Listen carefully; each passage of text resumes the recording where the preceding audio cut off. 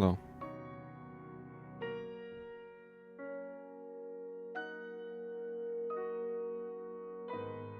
I know.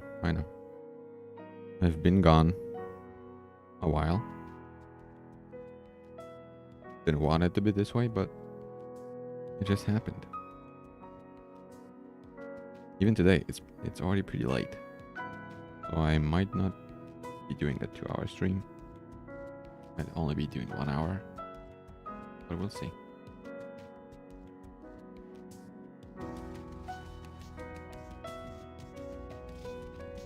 Okay, let's just jump right into this. We don't waste any more time.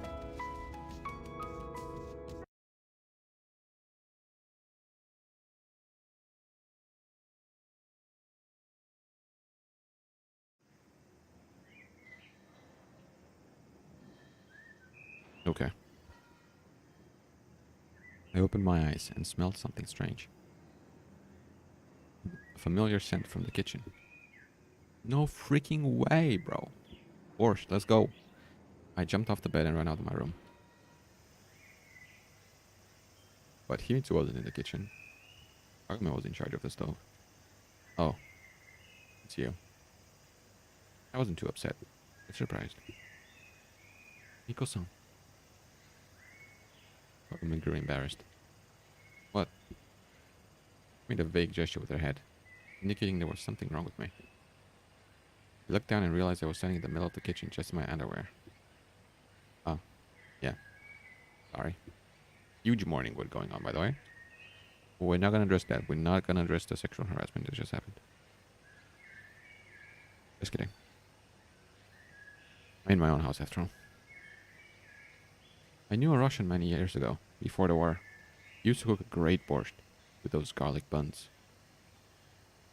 Pampushki. I don't need to read that. He just said they're garlic buns. I suggested. Yes. Probably. We sat at the kitchen table, eating borscht for breakfast. For me, this choice of dishes was becoming a regular occurrence. Of course, Kagome's soup was different from Himitsu's. It was at most only a cousin to a normal borscht. But the taste was recognizable. And good too. But where did you find the ingredients? Well, I won't argue. Red beet wasn't easy to find, but the rest can be found in any grocery store. I decided not to dwell on the fact that she had to have woken up extremely early to buy all that.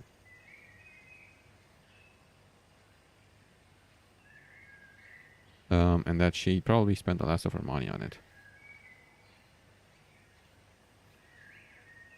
How much did you spend on all that? I'll pay it back. I won't say no to that. I smiled.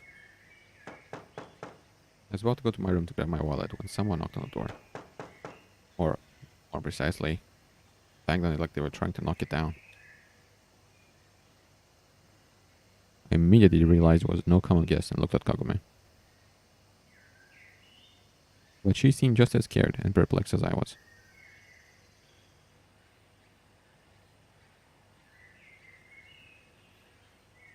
Is my voice too low? What about this?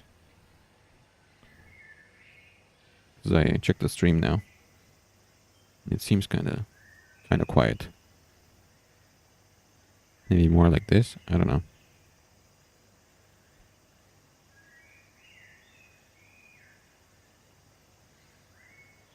But you can really hear the background sounds, right? Let me do this. That's the problem with not having an audience, because no one can tell me if there's something wrong. You know? Let's go like this, maybe. I don't know. Sound effects like this as well. Let's go a little bit higher, and that's it. Let's go.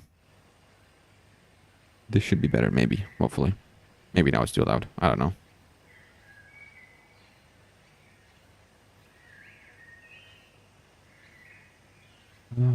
Okay, well, if anyone ever joins and thinks it's too loud or too quiet, please tell me.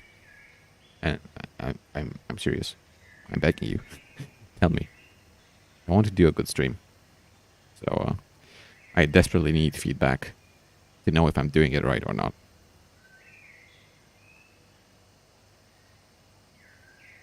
But I couldn't just sit it out. I had to open the door. I summoned all the courage I had and walked into the hall. The impatient guest turned out to be Kagemaru. Come along. Kobayashi Dono wishes to speak to you. His looked. Nah, bro. His looks, or look, killed any thoughts I had of arguing with him, but I still asked. Can I have a few minutes at least? No. Put on your shoes and let's go. Miko-san? I turned around and saw Kagame. I looked at Kagemaru again. Apparently, he wasn't in the least surprised by the fact that there was an unfamiliar girl at my place early in the morning. What do you mean she's not unfamiliar? You were both there. What? Okay. See you at school. I told her. Quickly put on my shoes and followed Kagemaru. What's this about? Kobayashi Dono will tell you everything. He grit his teeth. The drive seemed unbearably long to me, and it wasn't just because of the weekday traffic. Unsurprisingly, Kagemaru kept silent, and I was afraid to start a conversation. It was clear that something had happened. It was also clear I probably wasn't being brought into Kobayashi Corporation's offices in the morning to be killed. Too many witnesses for that. Yeah, bro, we get it. You don't have to say this every single time. Okay, we get it. You're not gonna get killed. You don't have to say this every time the Kagemaru comes to your house. Please. I tried to accept it and just patiently wait for the meeting with Kobayashi-jun. But keeping calm turned out to be no easy task. My hands were shaking. I felt cramped and choking on the back seat, as if I were suffocating. No Keanu Reeves today either. Finally, Kagemaru stopped the car right at the main entrance. A few minutes later, I was standing in the gigantic office of the head of the corporation. Nikolai, we've seen too much of each other of late. I cannot say I'm happy about it. He looked focused and serious. Unfortunately, I haven't invited you for a pleasant talk this time either. Elizabeth has been kidnapped. He said and looked at me, clearly expecting some kind of reaction. Kidnapped? Was all I managed to force out. Do you know anything about this? Of course, the old man was in a joking mood, but it still sounded like he was reporting a decrease in quarterly profit at a board assembly, rather than the kidnapping of his very own granddaughter. No, Kobayashi-san, I don't. I swear. It'd be strange to hear something different from you. But it's the truth. Elizabeth didn't return home yesterday, and in the morning her so-called kidnappers left a note in the mailbox, saying she'd been kidnapped. He squinted, crossed his fingers in front of his face, and continued. Naturally, he asked us not to inform the police and to await further instructions. I didn't know what to do. Didn't know what Kobayashi-jun expected of me. Didn't know whether I was better off talking or remaining silent. Who could have done that? Any serious businessman? I have plenty of competitors, but kidnapping children is against the implied code of honor. If we used every possible means to achieve our objectives, the collateral damage would be far too high for everyone. I understand that, and so do the others. That's why I'm almost positive it was someone outside that circle. World of politics, big business and crime was so far beyond me that I had nothing to say.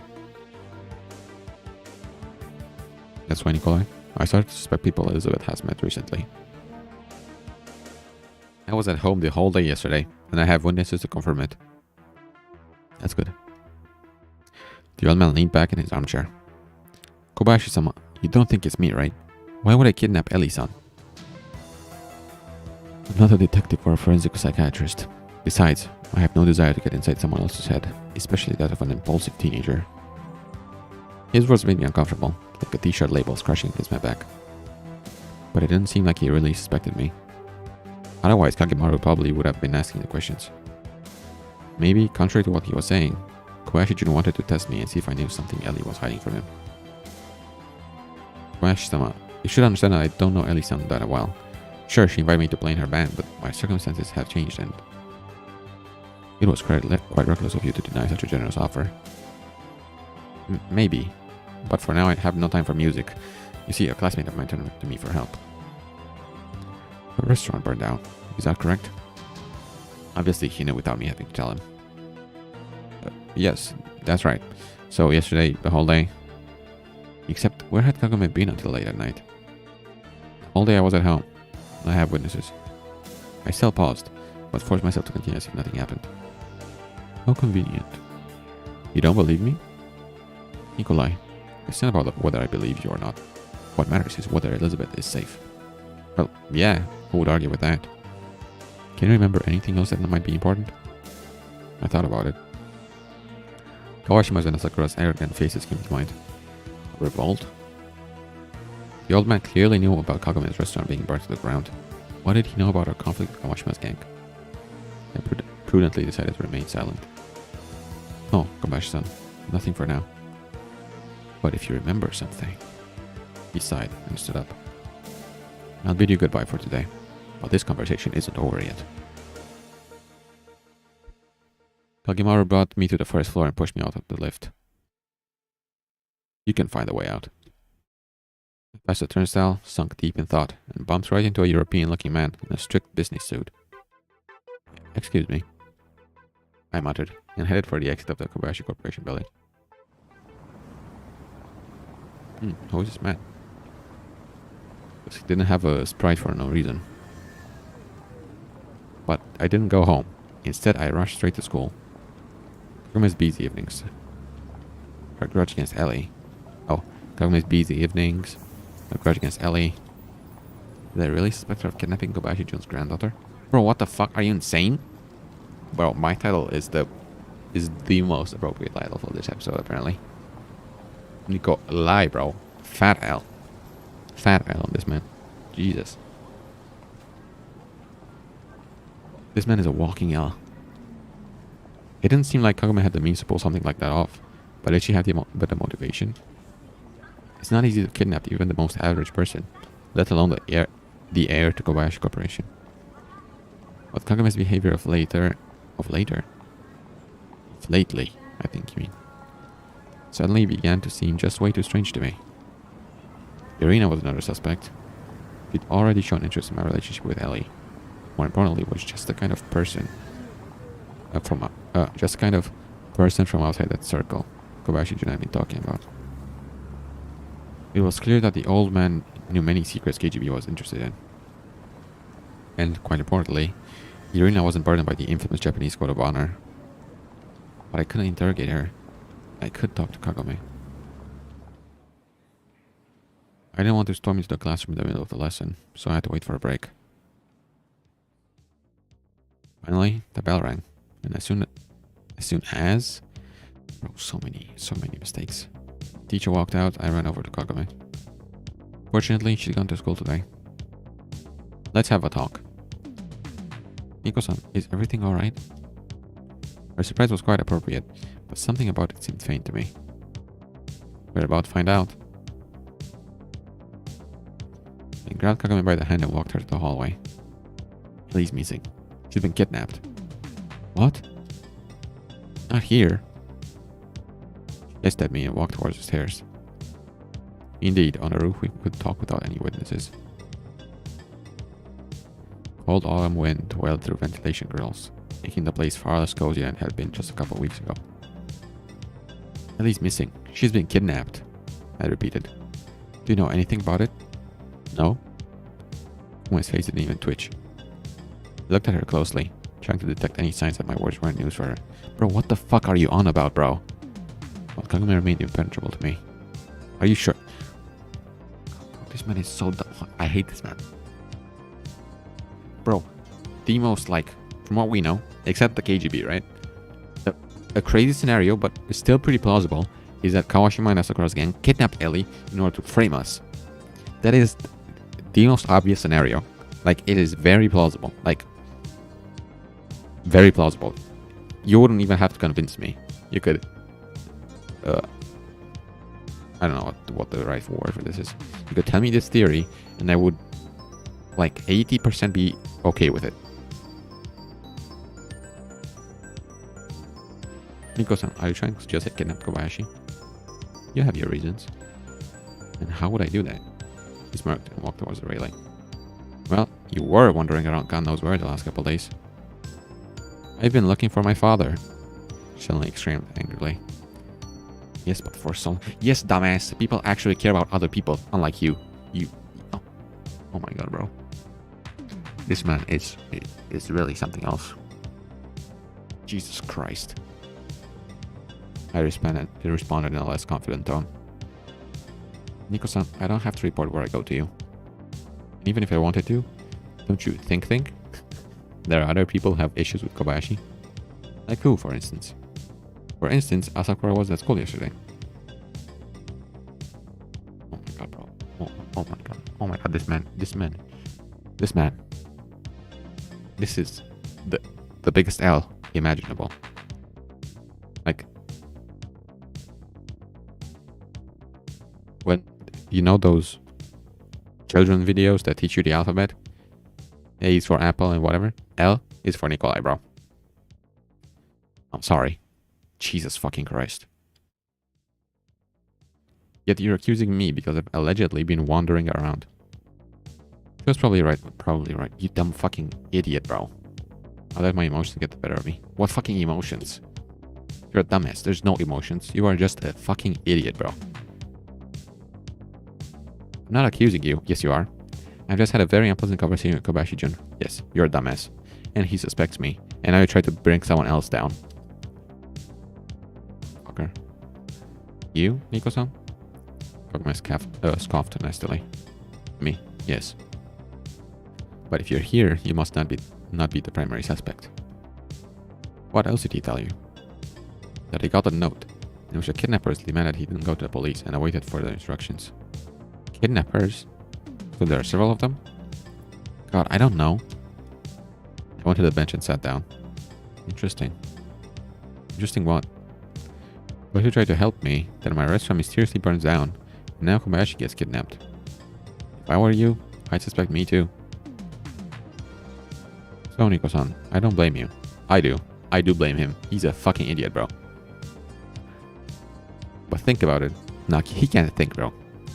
Did I storm into Kobayashi's house in the middle of the day, kill all the guards, tie her up, and carry her away? Or do I have Yakuza for accomplices? Or... Sorry, that's the limits of my imagination. Maybe you can come up with something more believable, Nico-san? I can come up with something more believable. Very believable, even. I bit my lip and turned away. Yes, it was hard to link Kagome to the kidnapping. Suspicion alone wasn't enough. So what about Asakura, Nico-san? She would have easily been able to lure Kobayashi somewhere deserted, and then... Asakura, Kawashima, and their gang did have significantly more resources. But why would they do that? So they could frame us, bro. So they could frame us. Dumb fuck. Perhaps they didn't quite get along with Kobayashi. They'd been getting along before. Meeting you has changed a lot, Nico-san. Yeah, I doubt... I mean, it is possible that straight up just kidnapped her for no reason. I mean, not for no reason, but not for the reason of framing us. But I do think that framing us is the most believable reason here. They could just mask up or get some like older guys to do it for them. Yeah, I mean, you have a bad influence on women. She smiled, and I grew embarrassed. And have them say like something like, Miko-san may not do this or something, you know? It's very believable. They're capable of arson. They might be capable of this too. I still wasn't sure that Kawashima and her friends were to blame for burning down Kagome's restaurant, but decided not to say that out loud. But events really were happening at a breakneck speed. I wanted to tell Kobayashi-jun about our problems with them, but I couldn't make up my mind. Well, you should have, she said without a hint of anger. I agree, bro.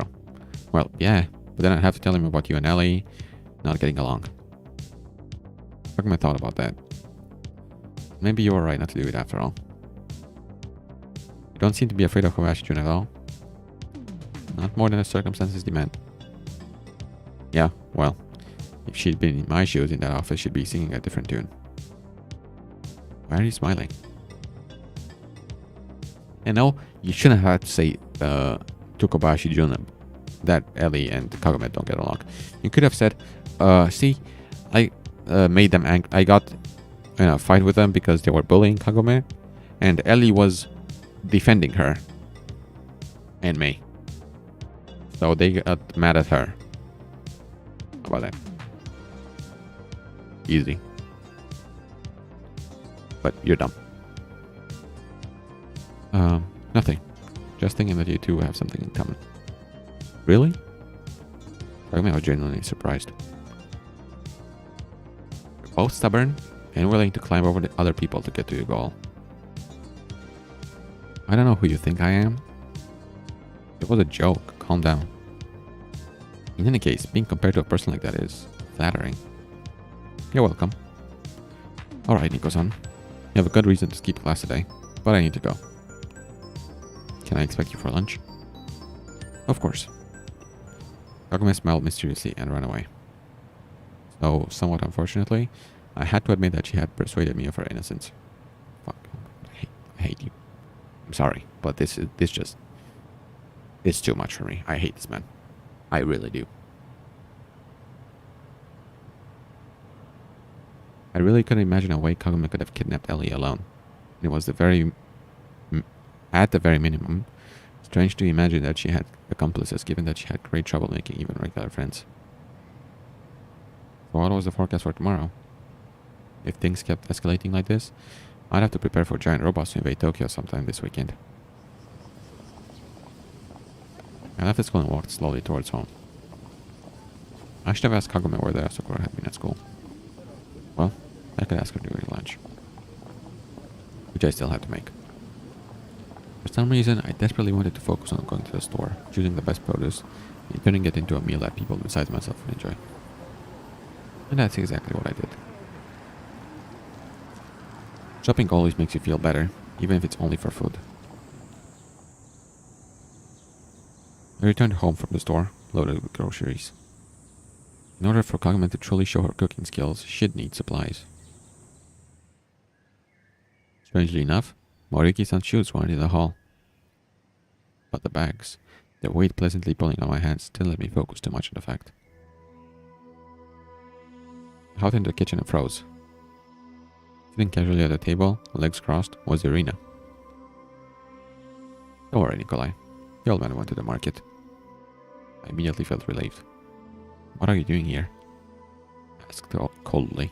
Walked past her, put the bags on the table and began to sort out what I had bought. Aren't you happy to see me? She exclaimed with disappointment. Let's keep the nice teas. What a pity.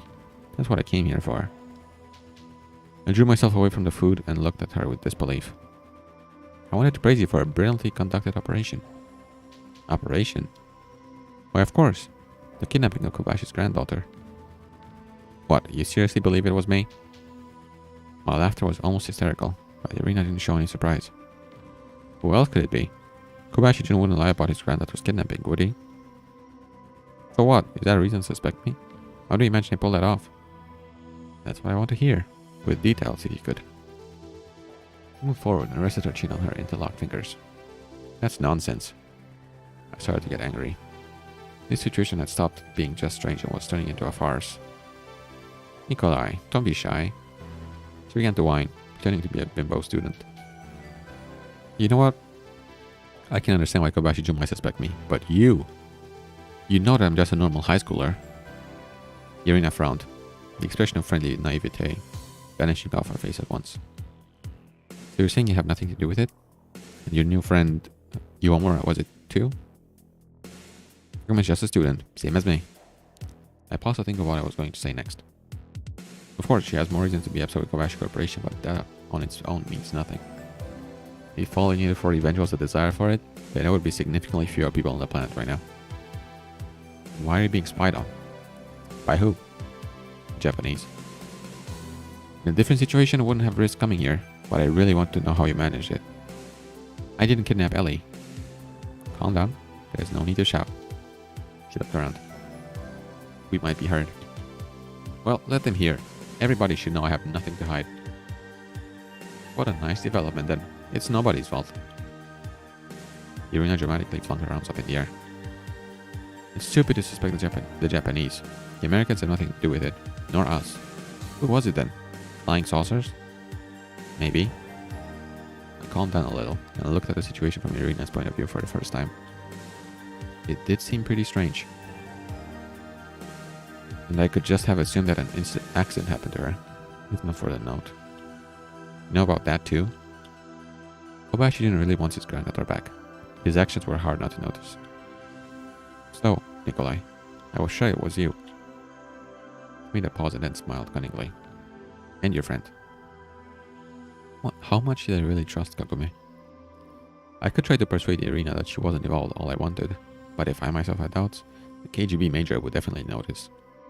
And unfortunately, I still wasn't totally sure Kagome had nothing to do with Ellie's disappearance. If you exclude all other options, then what remains is true, no matter how improbable. No way I could tell that to Irina though. You could as well be blaming Asakura's and Kawashima's gang, at least school friends. They haven't had the greatest relationship recently, and they were most likely the ones who set Kagome's restaurant on fire. What, really? Irina showed seemingly genuine interest. You can find out yourself. Asakura is from my class, Kawashima is from Ellie's. There are a few others, but they aren't important. And what would they achieve by kidnapping her? And what would we achieve by doing that? Well, in the case of your friend, the motive is clear. She wants to get her father back. I tsked on reflex and immediately scolded myself for it. She was right, and I had nothing to say back. I don't know their reasons. I don't know anything about the lives of people born with a silver spoon in their mouth. It's a fertile soil for developing your political literacy. Are you serious? I forgot all about the groceries I had to put into the fridge, walked to the table and sat down across from Irina, indicating as hard as I could that I wanted to finish the conversation as soon as possible. Well, Nikolai, I'll have to think about what you said. She reluctantly stood up and looked around, as if trying to find something in my kitchen. As I recall, I can get into the back alley from your yard. I sighed in desperation. Follow me, please.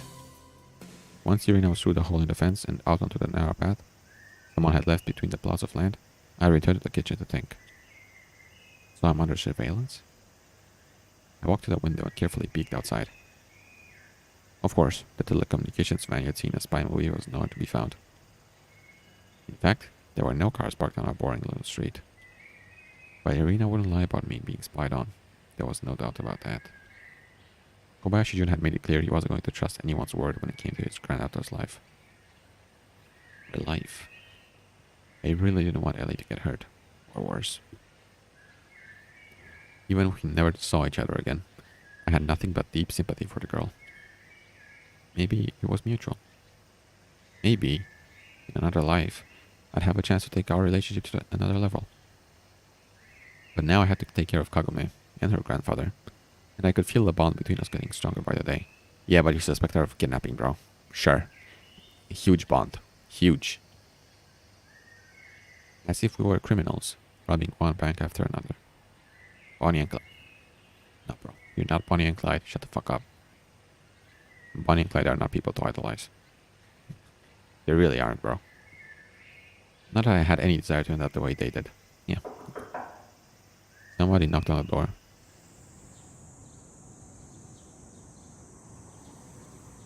Kagame's grandfather returned from the market.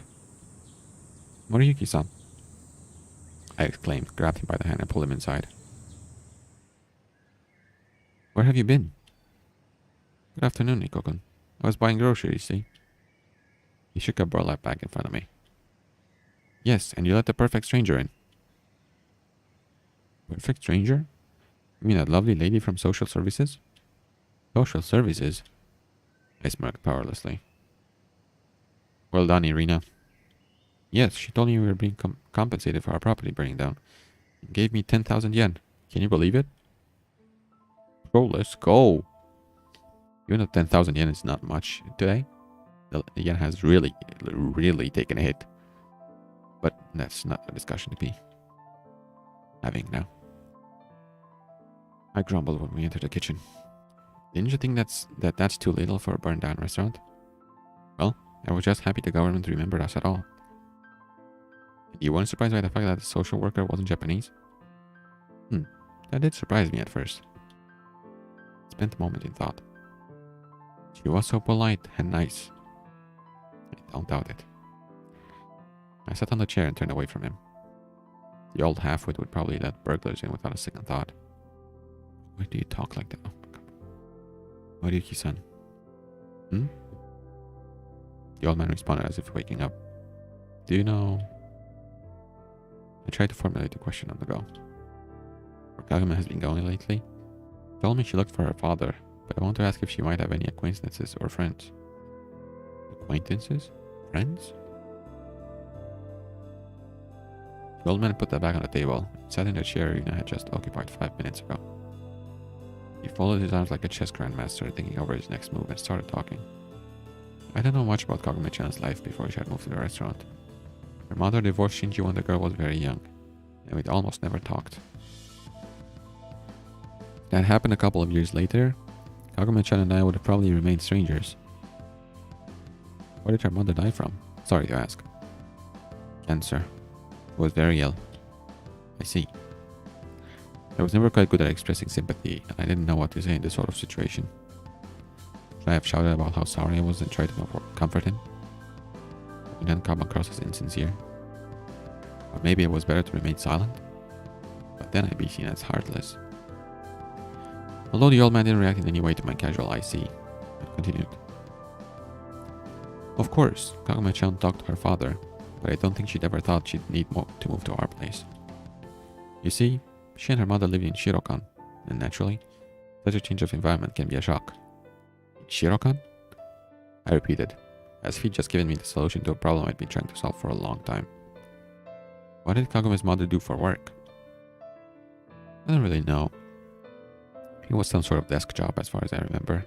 It was pretty vague, but I decided not to pry further. Kagome-chan had just started at your school when it all happened. The illness was so sudden. Yuno-san was so young. And she didn't leave anything? They really used to live in Shirokan. I found it hard to believe Kagome's mother didn't leave any money behind. The funeral and other arrangements were handled by Shinji. Of course, I didn't know anything about Kagome's father, but I found it hard to believe he'd steal his ex-wife's fortune. Maybe, like many people did nowadays, they'd lived on tick. And the only thing Kagome would have inherited would be debts. At least now I knew how she ended up at our school. Did Kagome tell you anything herself? About what? Well, for example, I don't know. I'm gonna ask the old man directly whether his granddaughter was capable of kidnapping a person. What was his life in Shirokan like? Definitely better than living in an old restaurant by a port. I'm old, Kagome, but I'm not out of my mind yet. Could it be that Kagome hadn't spent her entire life at the bottom of the pyramid? Naturally, even then her position wouldn't be comparable to Ellie's. But Kawashima's or Sakura's? Quite possibly. After my parents' death, I hadn't lost much in terms of money, so it was hard for me to imagine what it felt like, not only losing one's mother, but also moving from Shirokan to an old restaurant by a port. Nobody asked her to help at the restaurant.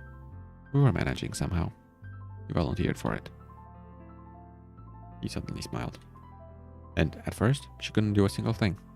I marveled at how someone could manage even the simplest recipes.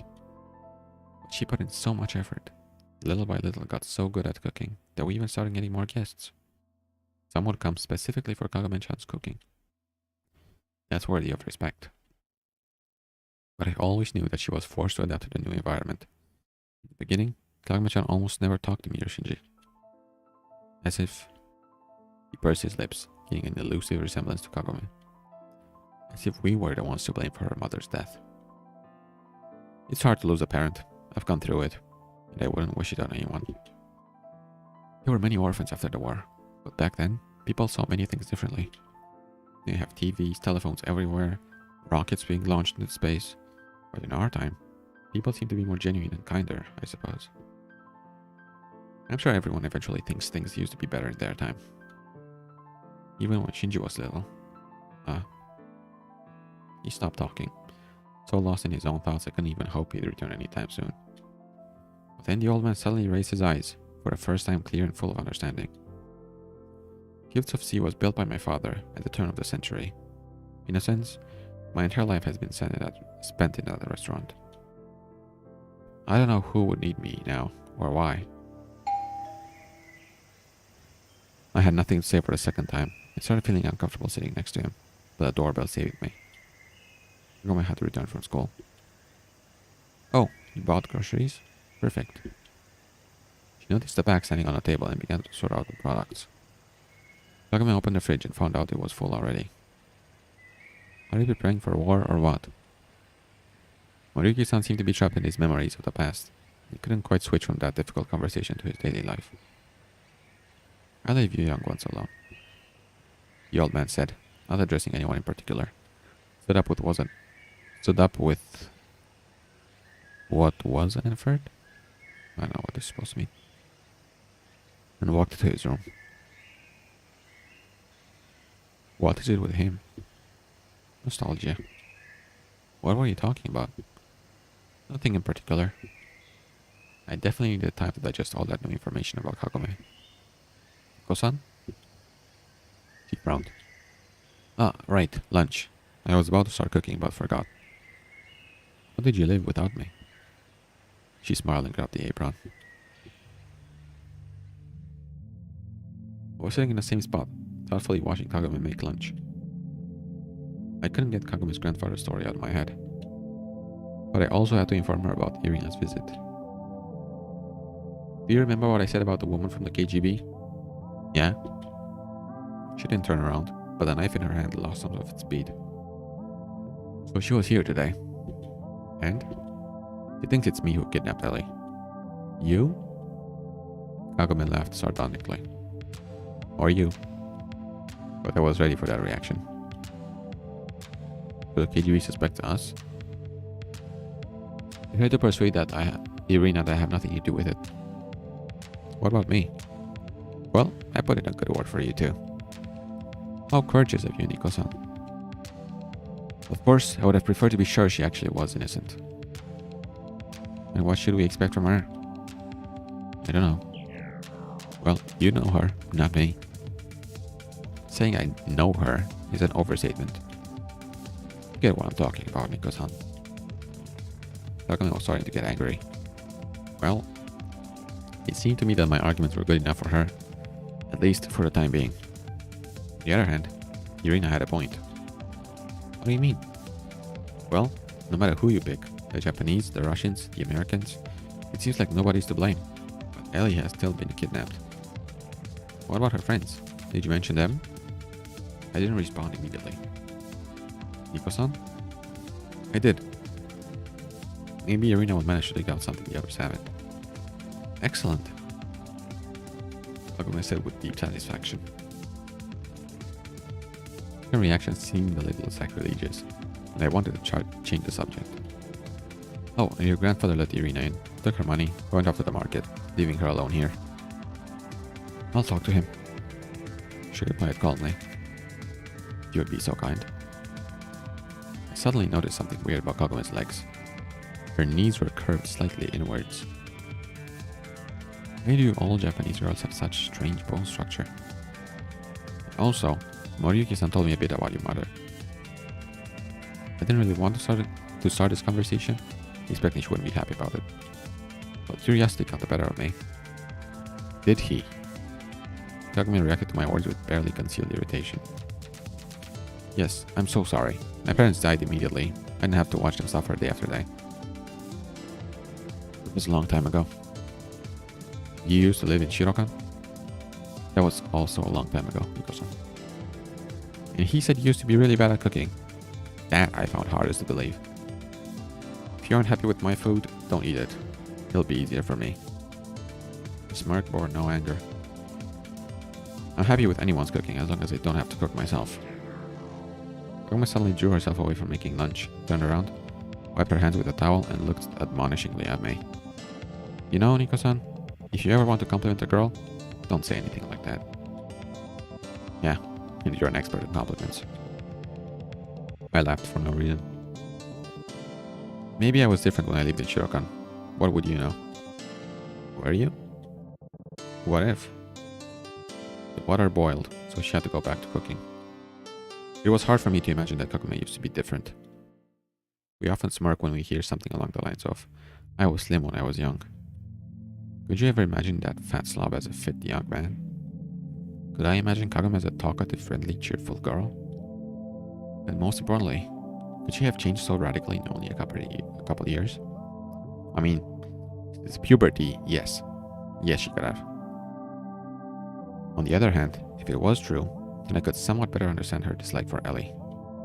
Maybe Kagome believed that she had been blatantly robbed of something that was hers by right. Do you miss it? What? Shirokan. Those times. Nostalgia is counterproductive. Do you only do things that are productive?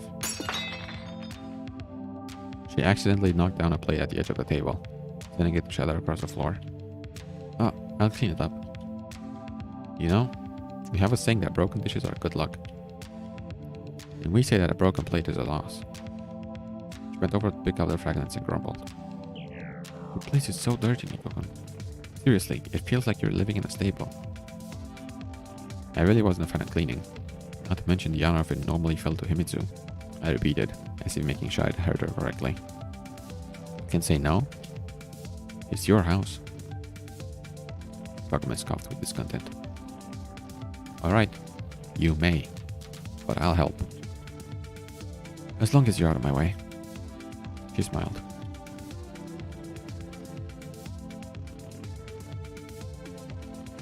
We ate and started to clean the house. We spent a while searching for the vacuum cleaner, since I didn't actually know where Himitsu kept it. Have you been living here long? My entire life, since I moved to Japan. And you don't remember where anything is in your house?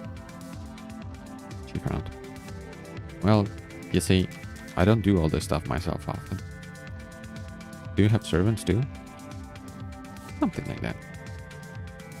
I tried to finish the unpleasant conversation as quickly as possible. Cleaning took a lot of time. For whatever reason, it came particularly hard to me. I grew tired and sweaty almost immediately, even though I seemingly hadn't put in too much effort.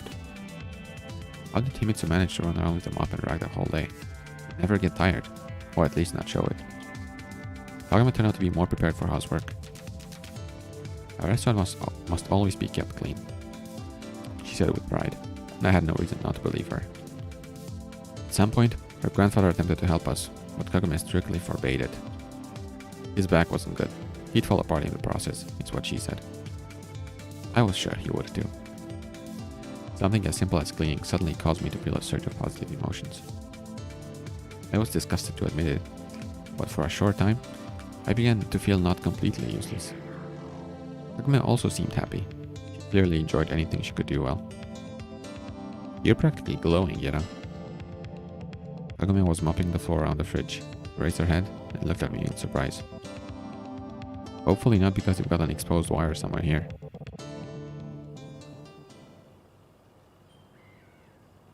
When we were finished, I was so exhausted I just fell to the floor next to the kotatsu. Thanks for helping, Nico-san. No, thank you. Well then, time for dinner. I noted, surprised that she still had the energy to cook, but I didn't say anything out loud. Dinner was delicious, as always.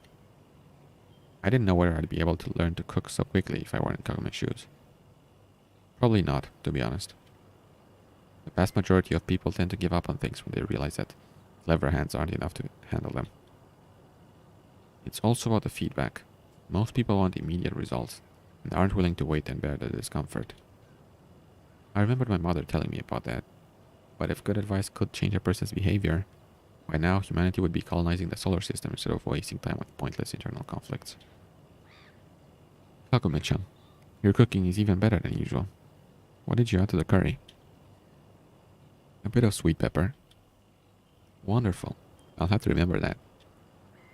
He turned to me and squinted slyly. Nico-kun, you're a good influence on Kagome-chan. Grandfather.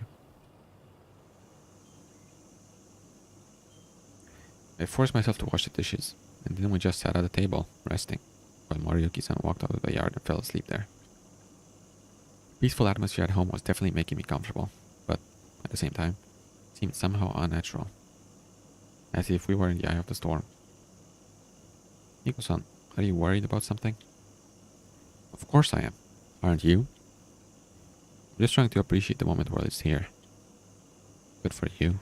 I wanted to add something to that, but suddenly someone knocked at the door quietly. Well, knocked at the door. So quietly that I didn't even realize at first that the sound came from the hall. Did you hear that? Yes. I then stopped and waited. The knocking repeated, now louder.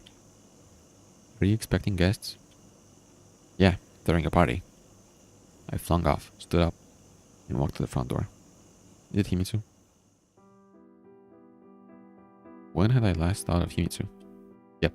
Bro, I already know if that's gonna happen. I couldn't remember, but she was our late guest. Nikko-kun, good evening. Her forced politeness raised a red flag. Yeah, hi. Has something happened? I turned around and happily noticed that Kagome had prudently decided to stay in the kitchen. That's what I want to ask you. What about me? I laughed stupidly and scratched my nape. Nikko-kun, I know that Iwamura-senpai is living with you now. You do, huh? All in all, that was to be expected. Since Himitsu lived across the road, she'd sooner or later notice that the house got new tenants. Can I come in? Yes, sure. In the kitchen, Himitsu greeted Kagome very formally. Good evening, Iwamura-senpai. Good evening. The latter tried to hide her surprise as hard as she could, but I'd already learned to recognize the shades of emotions on Kagome's face. I quickly noticed that she wasn't too happy about my friend's late visit. You see, it just so happened that Iwamura's house burned down, so I'm letting her and her grandfather stay at my place until... I looked at Kagome, seeking support, but she apparently wasn't too concerned about what Himitsu thought of her situation. Until they decide what to do next. Is that right, Iwamura-san? That naming way, Kagome puckered her lips tight, but she replied quite calmly. Right, Nikko-san. Nikko-kun, if you need anything, I'm happy to help. We have all we need, I think. My words sounded silly, the awkward silence becoming unbearable. It seemed that it had taken Himitsu a lot of effort to come here. But I simply had nothing to say to her right now. Yes, there was another girl in my house. And it wasn't even Catherine. Yes, my explanation sounded weird, and she probably took it as, at best, a half-truth. Iwamura-senpai, I'm sorry that your house burned down. Thank you, she replied begrudgingly. I've known Nikko-kun my entire life. He might be unbearable at times, but he's generally a good person. Thanks for the compliment. I'll try to remember that. Well, if you need anything, you know where to find me. Bye. When Himitsu was gone, I felt relieved. Very nice of her to drop by and check on you. I'm just surprised she didn't do so earlier. Well, Himitsu, you see, I can't say it's easy for her to see me in your house. Let me finish my thought. Well, yes. Does she have feelings for you? I sighed heavily and turned away. It was unbearable to look at her at that moment. I don't want to discuss my relationship with Himitsu right now. We're just friends. Feel guilty. I didn't know if it was a question or a statement. Why would I? Because you also have feelings for her? As I recall, you're a future economics student, yet you're acting like an amateur psychologist. Alright, sorry. It really isn't any of my business. Kagome smiled conciliatory. By the way, how is that foreign girl in our class doing? Catherine? What about her? Well, she I don't know how to read this, bro. Demonstratively? Demonstratively? I don't know. Rolled her eyes. I guess it's demonstration. It would be demonstratively? No, that's alright. I don't know. Actually, I really didn't know how she was doing. Maybe she was on a date with Michael.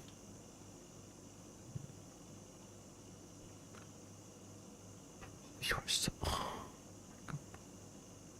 Maybe she was even already in his bed. Yeah, bro. Maybe she's getting dicked down right now, bro. Who cares? Okay? Stop.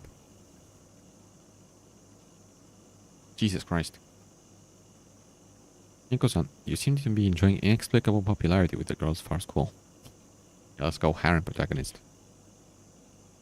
Oh, Catherine couldn't care less about me, believe me. You say so. She's already fun. Bro, drop it. Drop it. I'm not insisting you tell me. It's just to keep the conversation going. I looked at Kagome. Her pose as she sat on the chair was casual and relaxed, and her smile mysterious. One could imagine that she was a more experienced older sister, or to give me advice on how to talk to women. You know what, Yomura-san? I can deal with all that myself. I hope you haven't left a spot for me in your harem. What the? I'm very grateful for your help, Nico-san. But not that grateful. So, yeah, whatever. Whatever. Not now, bro. Talk to me in a couple of chapters. We'll see about that. Kagume's jokes stung more than they should have. You're so serious today, Nico-san. One of us has to be. I guess. I spent the rest of the evening with a book in my hands and no idea what Kagome did. When I walked to their room to say goodnight, the lights were already off. Another crazy day was over. I only had to get in bed and close my eyes. Yet, I was tortured by the feeling of something left unsaid or undone, as if I'd had to leave a theater in the middle of a performance. Ellie, her grandfather, Irina, Kagome, her grandfather, Himitsu, Catherine. All the actors had stayed to finish the play, the finale of which I was destined not to see.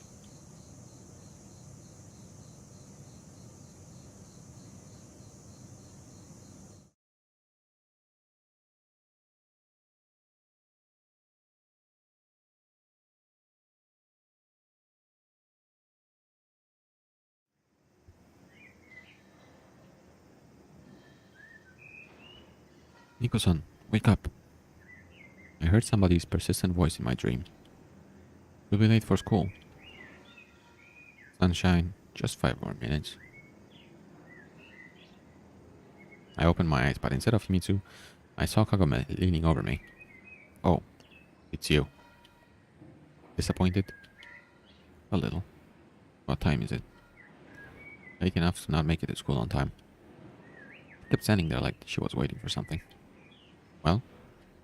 What? Maybe you let me get dressed? Yeah, sorry. Kagome blushed and ran out of my room. We had a quick breakfast and left for school. I was trying to wake you up for an hour. Get used to it. I scoffed, at the same time trying to drive back the stubborn yawning. Thank God I won't need to tolerate it for long. Words somehow stung me, like if an old friend had just told me that they were moving abroad forever. What, Nico-san? Did you hope you'd found a free cook? Yes, I did. I said bitterly in response and picked up my pace. Bro, you're a piece of shit, bro. We split up closer to school, and had to just stand and wait for Kagome to move ahead. Our classroom was in turmoil. Everyone was broken up into small groups, feverishly discussing something. Only Kagome sat alone, her head resting on her hand, looking out the window. Michael approached. Have you heard what happened, Nick? No. Kobayashi Ellie was kidnapped. Kidnapped? By who? They say Asakura had a hand in it. Asakura? I exclaimed. Michael squinted and tilted his head strangely. It's like you're not surprised she was kidnapped at all. Why, of course. Because it's me keeping Ellie hostage in my basement. Michael, seriously. I'm serious. Fine. What are they saying? That Sakura and the girl from Kobayashi's class... Kawashima. Yes, Kawashima. Seems like they had an argument about something. An argument. I smirked. Either way, they've been detained and are now being interrogated at a police station. Where did the information come from? Everyone just knows it. Maybe someone overheard the teachers. What a trustworthy source. I wanted to add something else, but then the bell rang. Was Kagome right after all? The situation was developing a bit too rapidly. Plus, if I were to look at Sakura and Kawashima, in just a few days they'd gone from smearing swear words on my door and breaking a window to setting a restaurant on fire and kidnapping people. On the other hand, I had no reason to defend them. And no desire, most importantly. Except that if they were actually innocent, imprisoning them wouldn't help find Ellie. During the break I noted at Kagome, indicating that I wanted to talk. I didn't want to go to the roof today, so I brought her to the old school wing. After all, today we certainly weren't going to bump into Ellie here. Well, happy now? I am, and I'm not going to hide it. She grinned and looked up into my eyes in a way I found embarrassing. What if they have nothing to do with it? What matters is finding Ellie. We're getting revenge on Kawashima. Personally, I'm not too worried about what happens to Kobayashi. Right, what I am saying. Bro, the mistakes. I will read them. So don't think I'm not noticing them. I am noticing them. And they are very jarring. I know. Miko-san, don't tell me you pity them. If they're innocent. Even if you assume they had nothing to do with Kobayashi's kidnapping, it was definitely them who burned down my restaurant. Well, if that's what you believe. Don't you? It just seems to me that... I sighed and looked at the door of the old music class. Things are getting too intense too quickly. First vandalism, then arson, now kidnapping.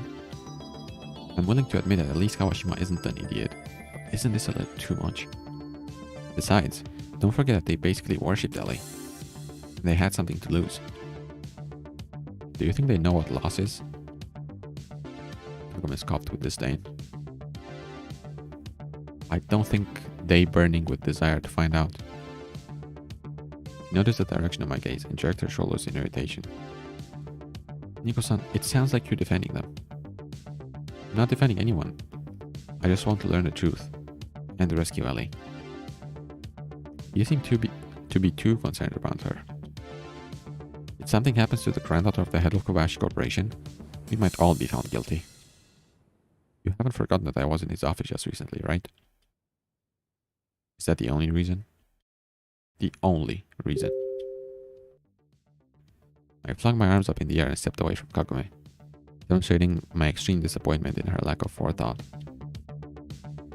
I'm planning to make it to graduation, and if I remember right, you were going to get into a university too. But there's no blame on us for Kobayashi's disappearance. So what should we be afraid of? Are you sure there isn't? I only said it out of pure contrarianism. Sometimes you just want to say something back so badly you can't keep quiet, even knowing the consequences of your pointless remark. Well then, why don't you take me to the police? Would that make you feel better? Kagome got predictably mad. I said we, not you. Maybe I kidnapped her, but now I have amnesia and don't remember. I don't know about amnesia, but you definitely have amnesia. I know what that is. She prepared leave. He prepared leave. Then stopped. Suddenly stopped. Right. I need to go to the police station after school. I'm telling you now so you won't complain about my absence later. What for? She frowned. My restaurant. Our restaurant burned down, remember? The world doesn't revolve around your Kobayashi. Why around my... But Kagome wasn't listening and quickly walked in the direction of our classroom. Every long fall is inevitably followed by a rise. But had we reached the lowest point on our graph? I was walking home, constantly looking around, but noticed no one following me. Did Kobayashi-jun also believe that children were to blame? Children.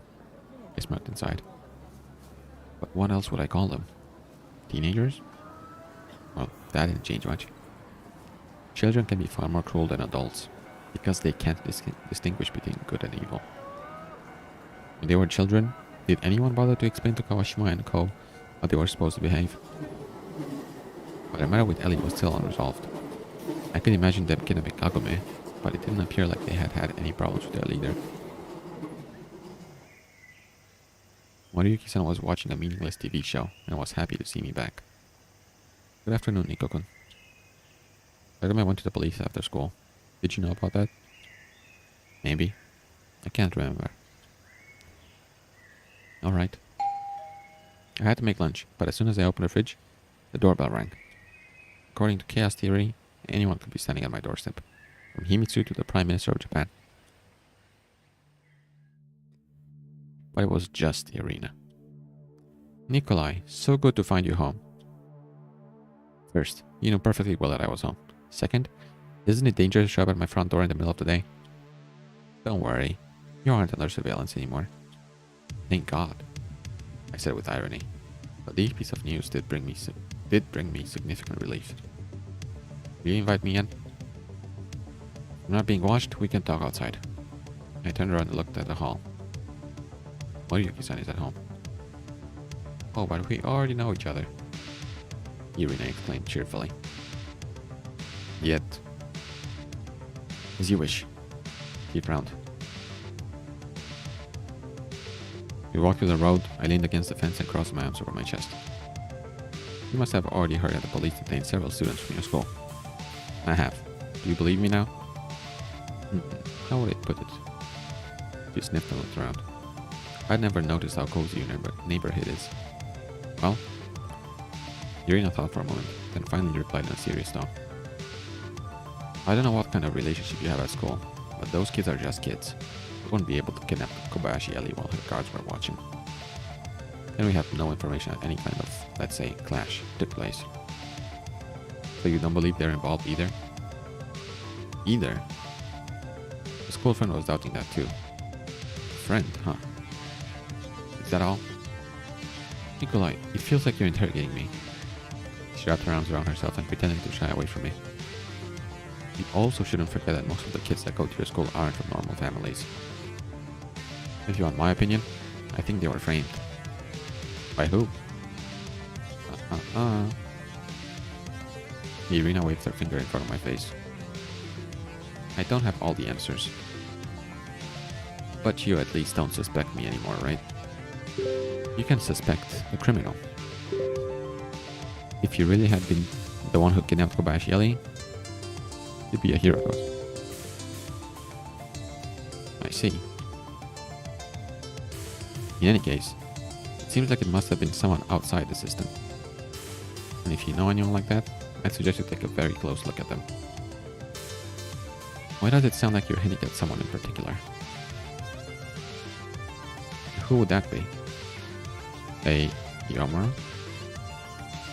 Irina took a couple steps away from me. Even if I wanted to be your friend.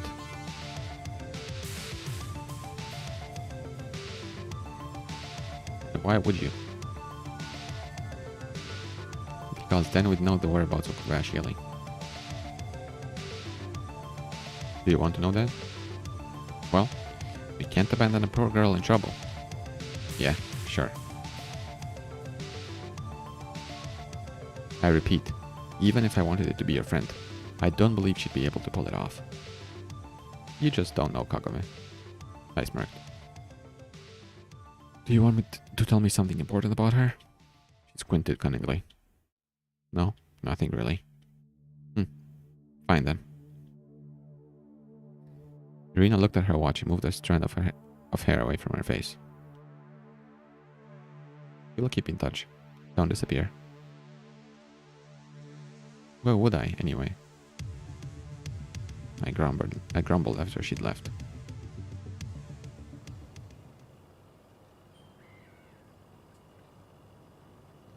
Kagome returned from her visit with the police in the evening. Moriyuki-san was sleeping, while I sat in the kitchen, pointlessly flipping through the pages of a book, unable to comprehend any of the words in it.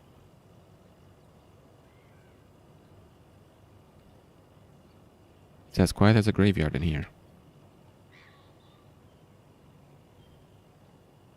Kagome said in surprise when she walked into the kitchen. I was waiting for you. Well, here I am. Kagome didn't look to be in too good of a mood.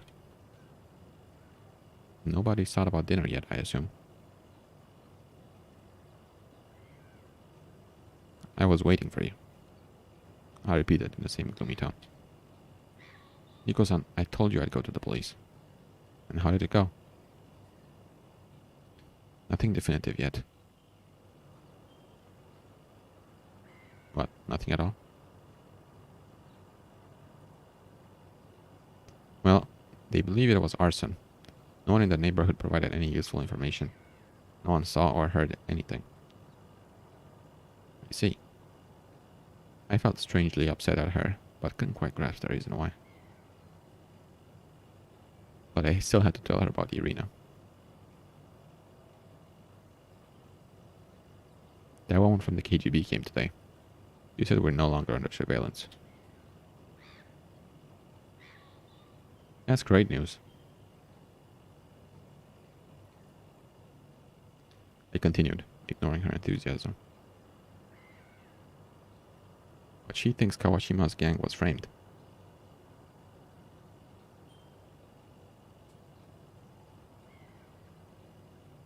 By who? She doesn't know.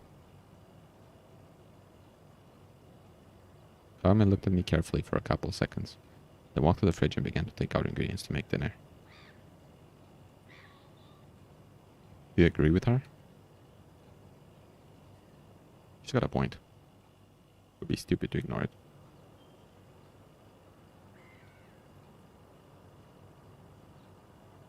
Why would you even believe that woman?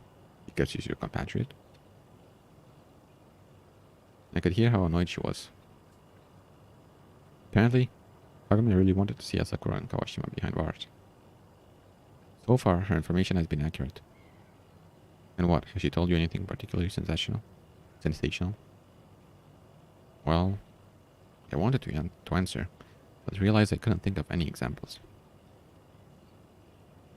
For example, some information regarding my parents' death. I thought you already suspected something. That's different. Are you saying that she's pretending to be a KGB major? I laughed, but I was starting to feel a surge of strange agitation. I even had to stand up and pace around the kitchen. That's even stupider than... Do you even have any proof she is who she says she is? Well, she's Russian to start with. Do all Russians work for the KGB? Who would she work for then? Kagome turned to me and smiled mysteriously. I don't know. I decided not to react. Iwamura was clearly hidden at Kobayashi Corporation. But if that was the case, this whole situation was becoming way too complicated. And not only because I was just a student, who knew nothing and posed no threat to anyone, but just in general. Wait, so do you mean that her working for Kobayashi Corporation is more complicated than her working for the KGB? Bro, what do you mean? From the ontological viewpoint, so to say. Do you know what Occam's razor is? No, but I think you're about to tell me. Call me when dinner is ready. I snapped at her, grabbed my book and left for my room. The rest of the day was peaceful. I didn't want any more pointless conversation with Kagome, and we only saw each other again at dinner. They usually went to bed earlier than me, so I kept reading in bed for a while, enjoying the silence of the house that was becoming more and more rare with every day. Finally, my eyes closed and I easily fell asleep.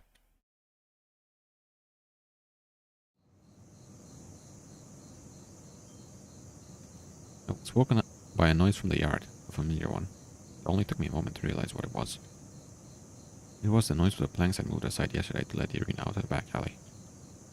When I came to my senses, the silence of the night grew undisturbed once again, but I knew someone wanted to leave the house unseen. And unless Moriyuki-san was a sleepwalker, it could only be... I jumped out of bed, quickly got dressed, and chased after the Kagome. If I'd been a minute late, she would have disappeared in the endless labyrinth of alley under the cover of darkness, but I got lucky. I saw her silhouette a few dozen meters ahead, and hid behind a light post. She was holding a bag. Wherever the woman was headed, she walked quickly and confidently. I tried desperately to remain unseen, so I had no time to wonder where Kagome was going exactly. Jojo. Jotaro. We continued like that until we reached the station, where she stopped and looked around, but I managed to hide in the shadow of some trees. Then Kagome passed the turnstiles and walked up onto the platform. There were still trains going that late. I didn't have my wallet on me, but the ticket inspector was peacefully sleeping at his post, so I managed to jump over the turnstile unnoticed. Soon enough, a completely empty train did in fact arrive. Maybe it was some kind of overnight service to the depot. The trip took a while. I took one car away from Kagome, lying down on a seat in an uncomfortable position to make sure I couldn't be seen. He spent the entire time sitting motionless, tensely staring out somewhere in front of her. Then, finally, at one of the stations close to the outskirts, Kagome abruptly got out and left the carriage, so quickly that I barely managed to jump out of mine. We were in a seaside district built up with warehouses. Kagome walked forward, confidently making her way through the eerie gloom and the endless rows of identical-looking buildings. I was getting more and more uneasy by the minute. Not even because I was in an unfamiliar place in the middle of the night, but because the girl I was following didn't seem to be afraid of anything at all. Not everyone wanted to unwittingly spy on a maniac while he satisfies his perverted desires. Bro, what the fuck? Did she really kidnap Ellie, bro? This is insane. Because this is an abandoned warehouse. Bro, that's crazy. She really kidnapped her? Okay, let's wait this. There's creepy music happening right now. Oh my god, bro. Okay. I don't know if I would have held out another half hour in this desolate place. Kagome finally turned off toward one of the warehouses, which looked exactly like all the others. How could she tell them apart? I did the door open and walked inside. But I realized there was no way back, that I had to follow her. Deep inside, I already knew what I'd find there. Just didn't want to put this knowledge in the form of a complete thought. A person's self-deception peaks when they learn to ignore the things quite literally right in front of them. If you exclude all that is impossible, what remains is true. I understood how dangerous it was to look for a correlation everywhere and used it to substitute cause and effect. The rise in the average temperature of September might coincide with the rise in the central bank's key interest rate, but that doesn't mean global warming will cause inflation to fall. Kagome sneaks out of the house at night while everyone is asleep and goes to the outskirts of the city to sneak into some warehouse. Maybe this did impact the inflation rate, but... Bro, what the fuck is this? How is this real? How is this happening right now? Okay. Inside the warehouse, I found Ellie, tied up with Yomura standing over her. So it was you after all. Why would you scream? Why would you scream? Just hide? Wait for her to leave and free Ellie. Bro, you are still so dumb. Okay, you suspected her and were right about that because this is totally insane what's happening. But even so, I mean, to be fair, I had my suspicions that she was, don't remember her name, was a kind of the purple hair girl from Everlasting Summer. She was cute at first and very nice, but was a total psychopath. In the end, at the end. She, Kagome, wasn't very nice, and she did display signs that she's not right in the head. But this is still a bit too far. Maybe. Actually, I could have seen it happening, but I did not expect it. Still. But why did you scream out, bro? Why did you do that? What if she has a knife? I'm dead, bro. I'm fucked. I should have just stayed still, hidden, waited for her to leave, and then go in, save Ellie, and that was it, basically. But okay. Okay. Ellie raised her head and blindly stared into the darkness. Nick? Nick, is that you? Then in a louder voice, Nick, help! I came closer and froze, feeling unable to approach Kagome. That girl was looking at me and grinning. Oh, she's insane, bro. She's going, oh my god, bro. Welcome, Nico-san. I had to be blind not to notice you tailing me. So you knew? I exhaled. Of course. It'd be stupid to live with you in the same house and hope you wouldn't notice me disappearing at night. And we better sort this out now, on my terms. Nick, don't listen to her. She's crazy. Untie me. I took a step forward and stopped. Kagome was hovering over Ellie like Cerberus, refusing to let her return to the world of the living. Nick, hurry! What's the matter, Nico-san? Won't you save your princess? I guess any normal person in my shoes would have rushed to Ellie, pushed Kagome away, rescued the heir to the Kobayashi Corporation, and received a well-deserved award. Except that the person in my shoes turned out to be me, and I had no one to ask for help. Why did you do it? I asked the kidnapper. Why, Nico-san? Do you really not understand? He frowned. How else can I make them release my father? Even if they would, do you think you'll just get away with it? I don't think I have much of a choice. Nick, please. Bro, you have to be insane. Do you think that kidnapping Ellie will solve anything? I mean, sure, they will give your father back. That is 90% certain. They will give your father back in exchange for Ellie. But you know what I also do? Come again the next time and kidnap you both. Bro, that's what they'll do. Like, they have a lot of people. You are alone. You can do nothing to them. Why would you do this? I realized I had to make a decision. Okay, it's time for me to do something. The sooner, the better. But, Nico-san, please understand that if you let her go now, we're both doomed. Kagome said impassively. Nick, I promise I won't tell a soul about you. What? Her? I blurted out. That bitch has to be punished. You see, Nico-san? Can you take her word for it? At the moment, I was more concerned about Kagome than my own safety. Yes, her actions were hard to justify, but I didn't even want to imagine what I'd do if I were in her shoes. At the same time, she couldn't expect a fair trial. Kobayashi-Jun most likely wouldn't just hand Iwamura over to the police. Besides, she was most likely correct. Ellie wouldn't keep her mouth shut.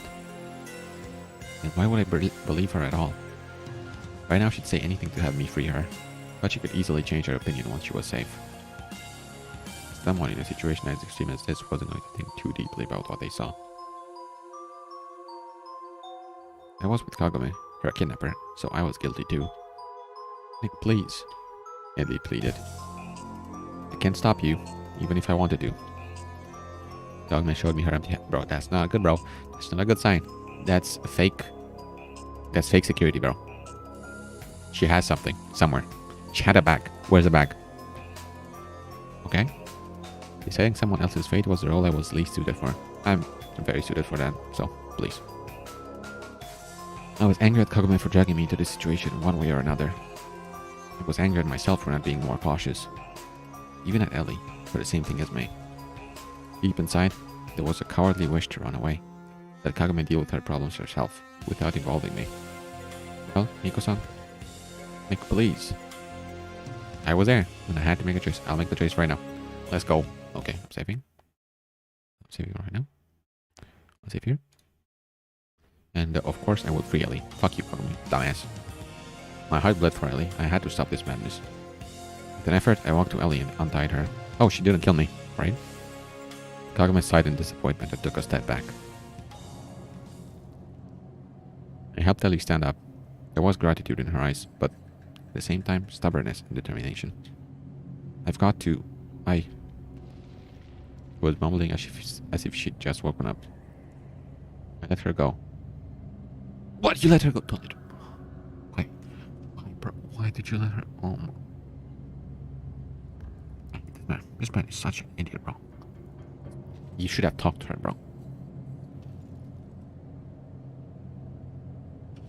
I let her go, and the girl, bumping into crates and shelves, fumbled towards the exit.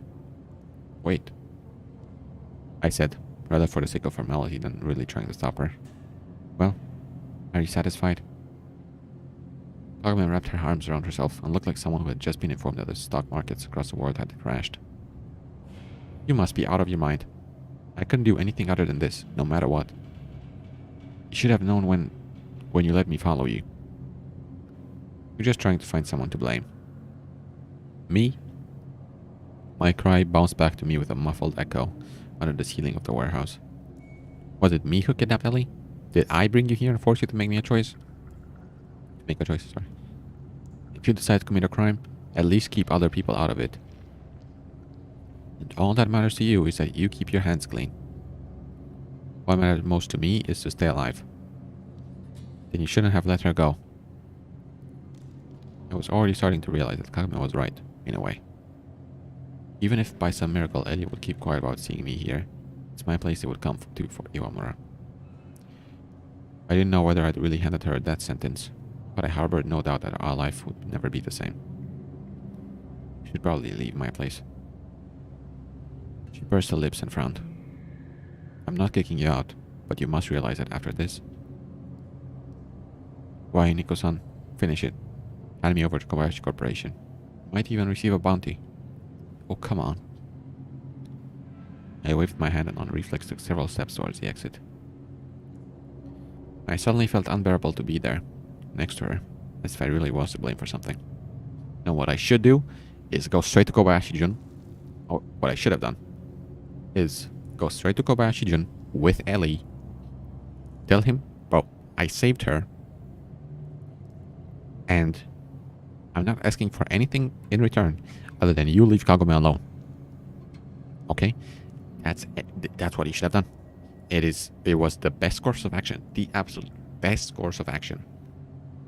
But you did nothing. You just let Ellie go out into the night by herself. Bro, she could die. Like, she could get hit by a car and die, bro. Because she's emotionally fucking devastated right now. Oh, whatever, bro. Shame was driving me away from that damn warehouse, buried in darkness and forgotten. It seemed that if I stayed here even a minute longer, I'd vanish into that sinister blackness, where only the creatures of dark lived, alien to everything human.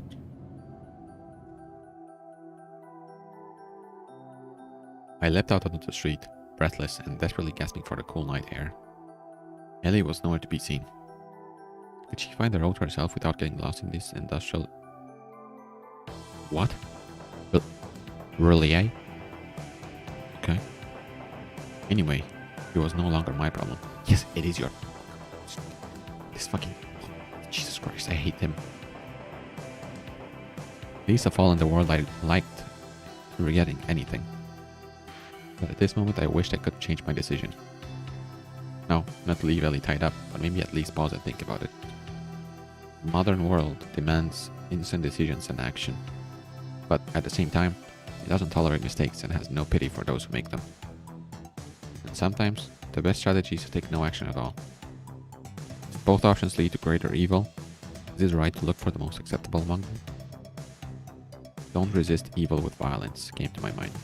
Something I read in a book. Of course, by letting Ellie go, I'd committed no direct violence, but left the room for others to do in the future. Kagame left the warehouse after a short while and stopped next to me. What are you planning to do next? What am I supposed to do? I'm innocent. I snapped at her, despite my internal agony. I need to justify myself, to make myself to be right at any cost, then out to be stronger. You don't get to judge that now, Nico-san. What are you going to do? To be honest, I wasn't prepared for this to happen. He suddenly smiled. What do you mean? I thought you'd properly assess the situation. That's not how you... That's his asses. I played the knight in shining armor. Yes, I did properly assess the situation, you dumbass. But I didn't follow through because I'm a fucking idiot. Everyone's an idiot here, apparently. I couldn't help but think that Kagome sounded sensible and did not at all resemble a maniac. Yet kidnapping Ellie couldn't be called a sensible action of a normal person. Yet who were you playing? James Bond or Professor Moriarty? Nico-san, do you have any money? She abruptly changed the subject. No, I forgot my wallet at home. Why? The trains aren't running anymore. We'll have to call a taxi. Kagome responded innocently. The situation seemed laughably stupid. I ought to be showing my indignation, scolding Kagome, cutting all ties with her. No, you shouldn't. But at the same time, I had to accept her help to get back home. I had to go home with her, because it was her home too, at least temporarily. I suddenly and sharply understood all the difficulties of life in a communal apartment. I'm forced to agree. However disgusted I felt, I didn't want to stay outside in the cold until the trains would start running again. What about Ellie? But considering how vast the industrial district was, I had no chance to find her even if I tried. I only had to hope that she'd find her own way out. Or not. But that was making me sick, as if I took a bitter pill. It's all so wrong that I don't have the words to describe it. I'm not making you. You could walk. Night seems beautiful to me. Let's go already. I sighed heavily and started walking away from the crime scene. Nico-san? Kagome called out to me carefully. What now? Not that way. We sat in a taxi without saying a word, not looking at each other. I could physically feel that our relationship changed, just like weather before a summer rain, suddenly and swiftly. And the pressure of the unknown that lay ahead was getting stronger and stronger. We left the car near my house, waited for Kagome to pay the driver, not feeling at all happy to be home again. I guess because I didn't feel safe anywhere, and especially here. Do you think Ellie found her way back? You don't have to doubt that. Why are you so sure? Because you're the one who'll need protection soon, not her. She flung off, walked out to the porch, and stopped at the door. Will you open it? Or do I have to get back the same way as before? I forgot my keys too. Did you also forget your brain? Bro, don't talk to me like this. We had to use the back entrance again. When we finally found ourselves inside a house, I asked Kagome. How did you even find out about... Bro, English. How did you even find out about the whole event? I was looking for escape routes. Sensible. Although Kagome hardly needed my approval. If you don't mind, I'll go to bed. She yawned and quickly wiped the tears that swelled in the corners of her eyes. Wait. Is there anything else, Nico-san? Well, yes, actually. After all that happened, are you planning to just go to bed? Do you have any other suggestions? We should at least talk things through. Talk what through, Nico-san? You apparently have already come to your conclusions. I'm a dangerous criminal, possibly a mentally unstable one, and I belong in a prison or a madhouse. But if you aren't going to send me there immediately, I'd prefer to have a good night's sleep first. How can you just... I desperately wanted to say something, to explain that I didn't agree with what she was doing. But it was all pointless. We either accept someone for who they are, or fail in our endless attempts to change them to fit our image of what's right. That feeling of primal misunderstanding, looking into the eyes of another person and seeing genuine confusion in them, when everything is so simple. Here, look, I'm explaining it to you. What's so difficult? Do it this way, and not that other way. And you get the same cold stare in response, with a mixture of pity and contempt. Nico-san, you told me you couldn't do anything other than what you did.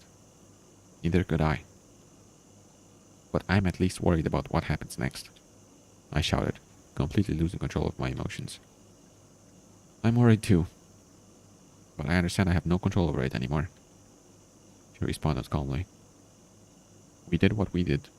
You would have liked me not to kidnap Kobayashi. And would have liked you not to release her. In a world where everyone desires something different, someone is bound to suffer. It doesn't look like you're suffering. I smirked, trying to hurt her, but Kagome remained emotionless. Fine. You're talking about me? I didn't do anything. But suddenly I felt cold and unbearably tired. I'm not the one to judge you, although I admit I wasn't happy about your decision. You aren't. But who is? She only shrugged in response. Why do I feel like you're trying to sign me up for your crusade? Niko-san, don't take this the wrong way, but I don't think it's me you should be worried about right now. What do you mean? I don't think I'm in any danger. Is that so? I laughed stupidly, but Kagome, apparently, was serious. Good night, Niko-san. What does she mean? Bro, what's happening? Okay, we'll find out, I guess. She finished the conversation and walked to her room. I no longer felt safe in my own house. Moreover, it seemed that even the walls had become unfamiliar to me once Kagome started living here. And it wasn't even about Ellie's kidnapping. What scared me wasn't that Kagome was capable of cruelty, perhaps even murder. I didn't think about it. Cold, grim resolve, and iron will. That's what really was making me tremble. She wasn't afraid of the devil, God, or Kobayashi-jun. Even now, in the face of imminent danger, Kagome remained confident and dignified. That evoked respect bordering on fear. There I was, feeling like an observer of my own life. There she was, confidently holding the reins of her destiny. Yes, I found it hard to agree with her methods, but strong people always attract others, even if they don't always act in accordance with conventional morality. With these thoughts, I went to bed. My exhaustion was making itself known, even though just half an hour ago, it had seemed that I wouldn't be able to sleep until morning.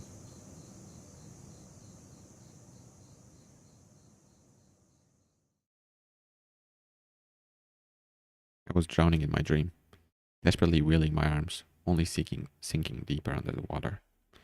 I couldn't breathe. I couldn't breath. The asphyxiation growing so bad that my lungs were about to turn themselves inside out in search of oxygen. Then I heard a voice from somewhere. Get up.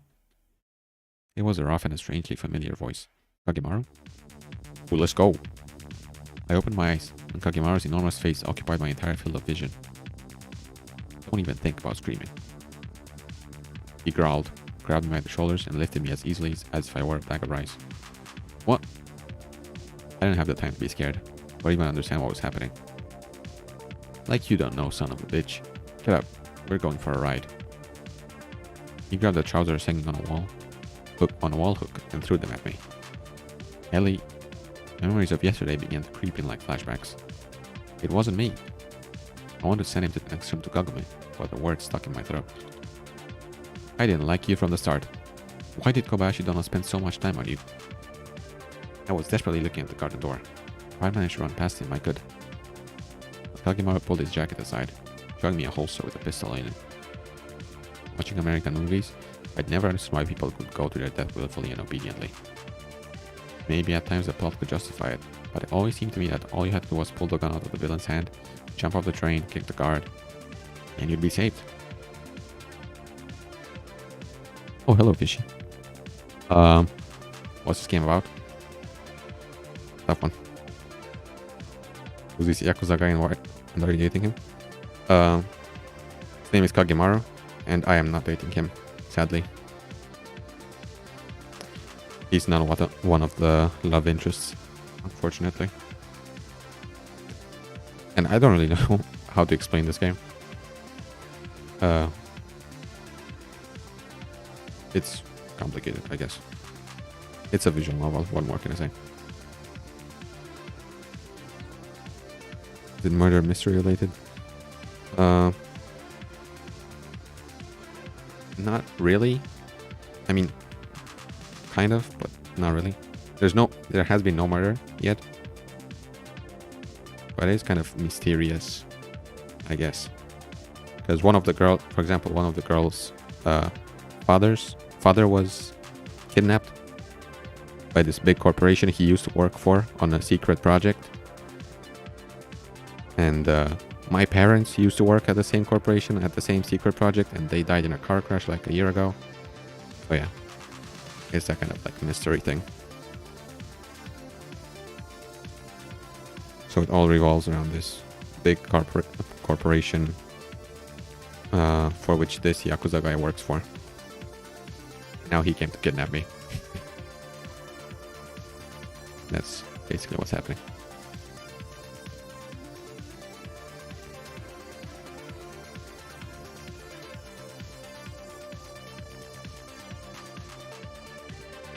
Hurry up. I'm not going to spend the whole morning on you.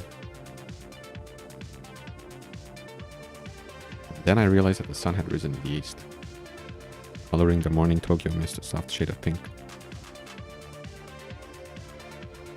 And if I refuse to go anywhere, will you shoot me right here? It wasn't me trying to be brave. I was just attempting to buy some time, hoping for God knows what. You can go in your underwear. Makes no difference to me. I bet you would like that. He blurted out with disgust. He begrudgingly stood up and got dressed, trying not to think about anything. We walked to the kitchen. I looked at the door to Kogima's room with hope, but it was closed. Just me? Yes. What about... Enough talking. Bagimaru painfully shoved my back. That short yet sturdy man was hiding the strength of a bear. But in the hall I still stopped and turned to him. Listen, but I didn't do anything. I didn't touch Ellie at all. Funniest thing was, I was telling the truth. Ojo-sama thinks differently. Did she say so herself? Bro, imagine they were working together. For some reason. Enough wasting time. Kagome turned out to be right, but what of it? I remembered her words about being in no danger. What if Kagome and her grandfather had already been taken away? No, I thought so. I thought that when she said that she was in no danger, I thought that maybe she and Ellie were collaborating somehow for some reason, living with me.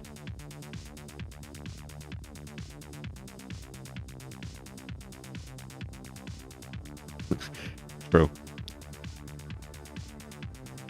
The soundtrack is a bop in this game. I like it. I asked in a trembling voice, persuading myself that I did it out of care for her. Bagimaru didn't respond immediately. For the first time I saw the signs of a thought process on his rigid face. Don't know anything about any girl. Oh, that's crazy. Okay. He was clearly lying, but why? Even if Ellie eventually accused me of being an accomplice, she couldn't have kept quiet about the fact that Kagome had been the one to kidnap her, could she? Maybe they just sent another goon for her. Can I at least warn her? No, just keep walking. I didn't move an inch. You're going to bring me to Kobayashi-sama, aren't you? Yes. He smirked maliciously. But it's up to you whether you come voluntarily, in the backseat, or unconscious in the trunk. I guess I'll choose the first option. Okay, I'm curious what's gonna happen now. The streets were absolutely empty, which made the waves of fear wash over me with ever greater strength. If Kobayashi-jun just wanted to talk like before, why would he do it at such an early hour? Soon, I realized that we weren't going to the corporation's headquarters. Where are you taking me? Where I need to? Bro, imagine I get killed now when the game ends. I get a bad ending. Kakimaru replied rudely. And nobody would even remember me. Maybe only Himitsu. I had done everything I could to ruin my relationship with her.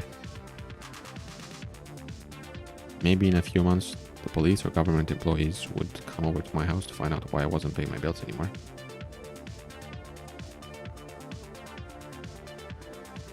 Or my body would be washed on a shore 100 kilometers away from Tokyo.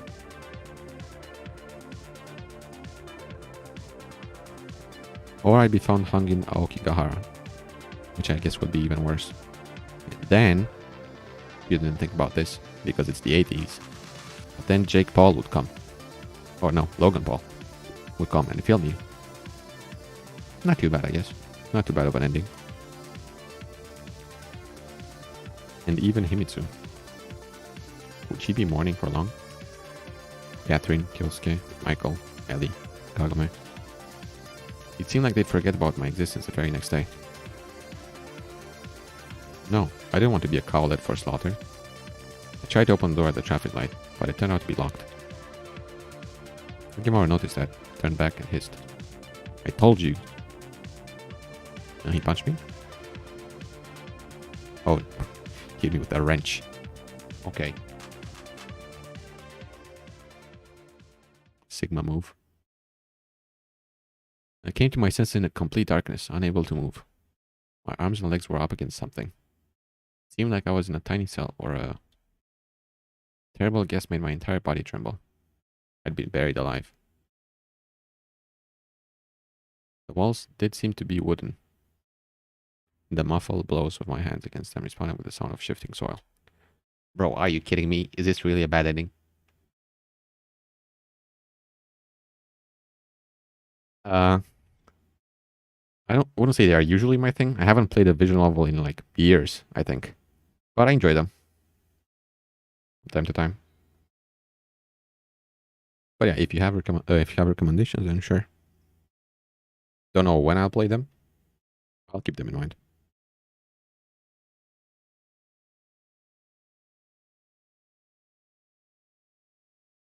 Okay, thanks. Bro, I swear, this is the ending right now.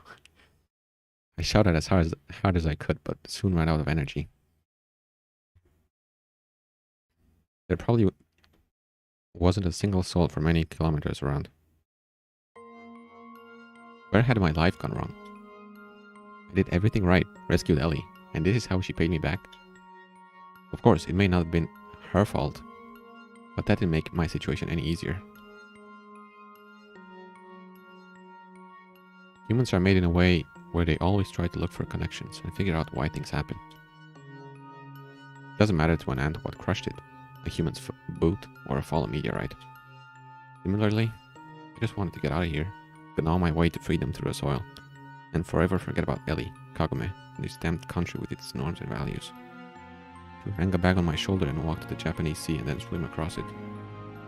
To take a ride on the BAM, bow before the mouth of the endless seas of forests, and swim in the Baikal to wash off all the dirt that had built up over a decade in Japan. I want to look up what BAM is, but I don't want to interrupt the moment, so I'll keep going.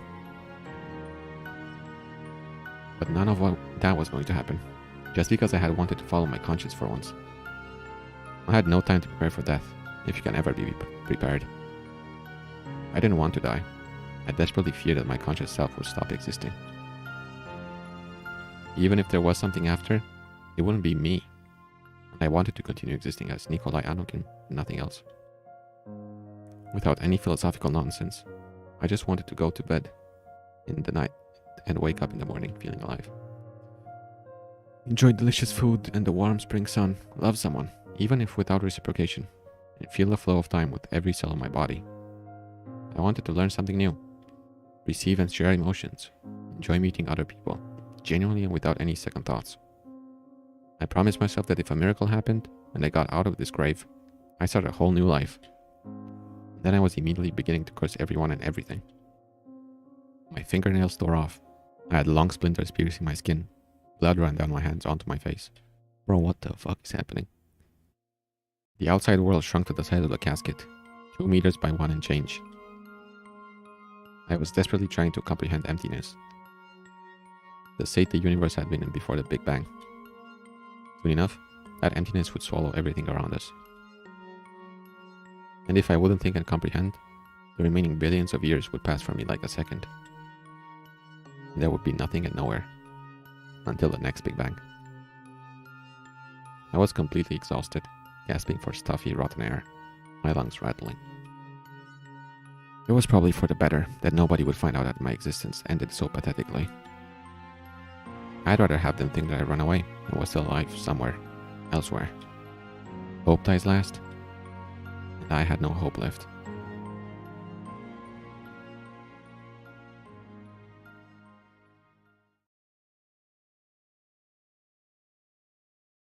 Okay, we're loading something. Bro, you have to. Oh my fuck. How did I get the bad ending, bro?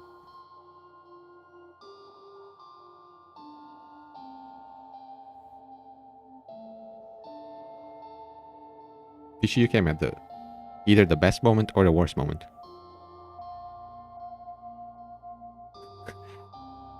How did this happen?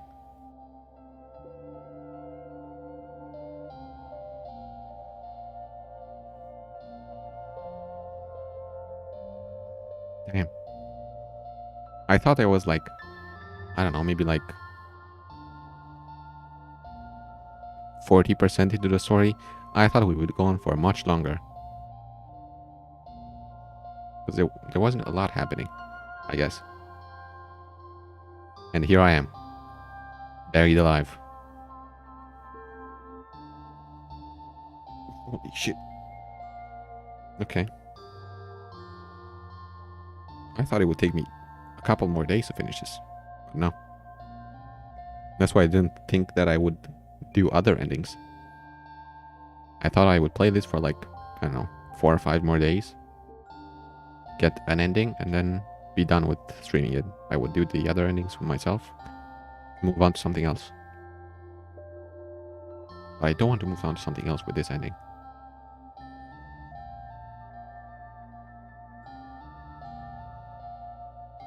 Okay. Can I speed this up? Wow. Okay. Well, I guess I'm gonna take this chance to end the stream for today, and tomorrow we'll go back and not save Ellie this time. I don't know how that is the right choice to make, or maybe that leads to a bad ending as well, and it's just a dead end. I have to go back even further and change something. But yeah, this is fucking insane. I'll do that tomorrow. I won't do it now. It's already pretty late.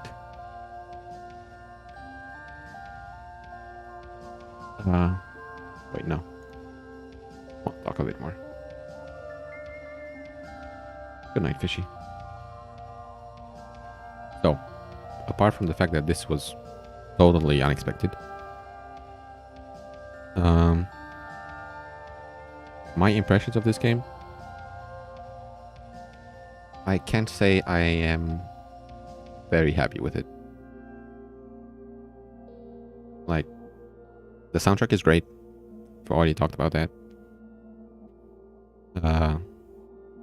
The art is really good. The backgrounds especially are really nice. The characters as well, I like them. So in that aspect, huge improvements over their previous game. But I don't know. The character, how they're written. I have no problems with most characters, but the main character, bro, I hate him. He's so dumb. And he's a piece of shit. And I'm kind of glad he got buried alive. Would like to extend our sincere gratitude to everyone who supported this game in the many years of its development. Thank you. That's me. I supported this game.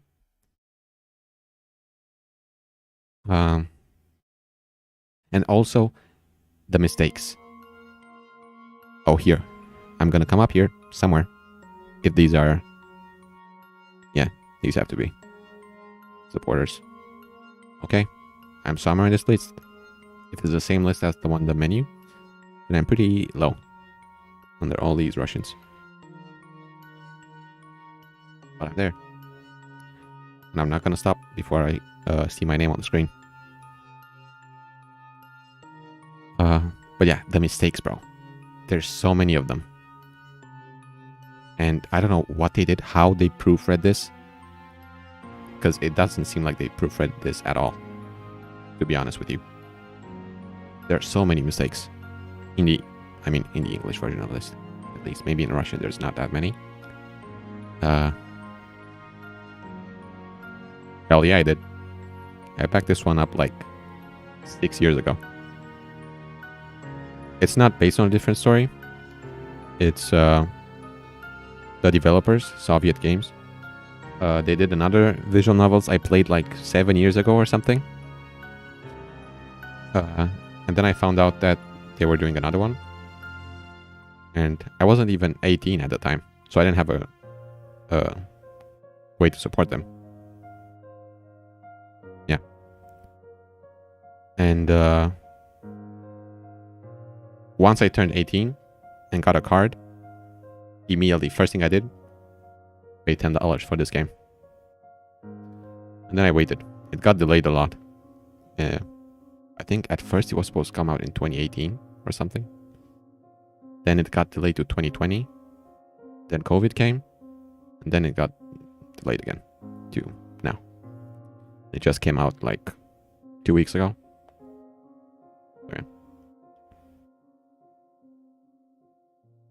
And keeping that in mind, that many years and you got so many mistakes.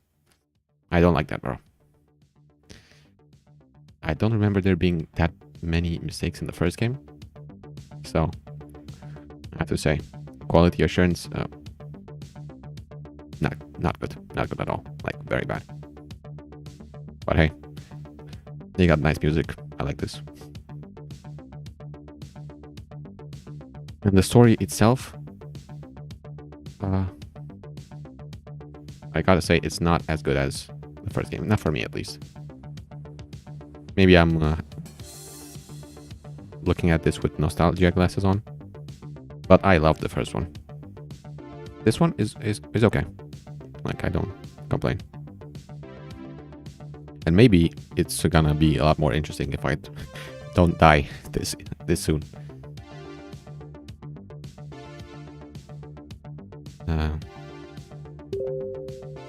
So I'm really curious to see what happens if I choose something else.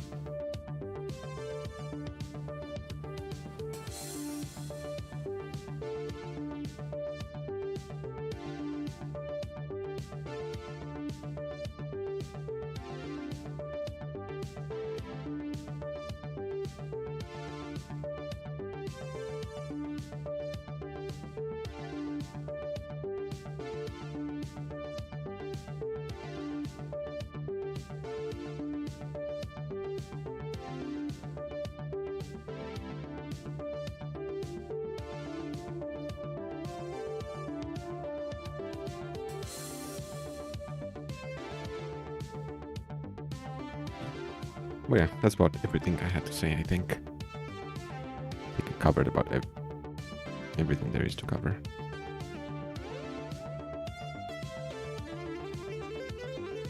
So I'm stuck waiting until my name pops up. There's a lot of backers. I did not expect there to be so many. But apparently this game is, or the last game, was very popular in Russia. Because most of them are Russian. Makes sense. The developer is Russian as well.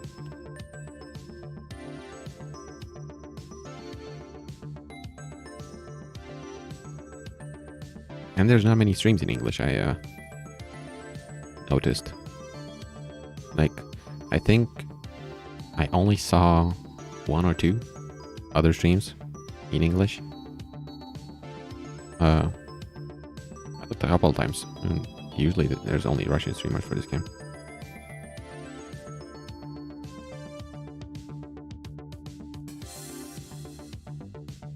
But sadly, there's not very many Russian viewers. English viewers, I mean. But they haven't really attracted many people with this. And by not many, I mean not anyone. Except one person. One person did show up.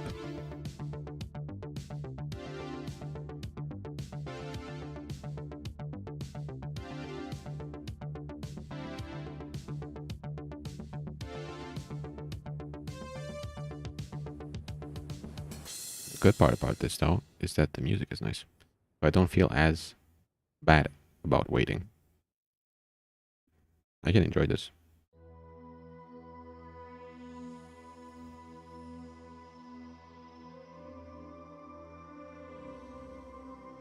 In any minute now, my name's gonna pop up and I'll feel very nice. Feel very good about myself.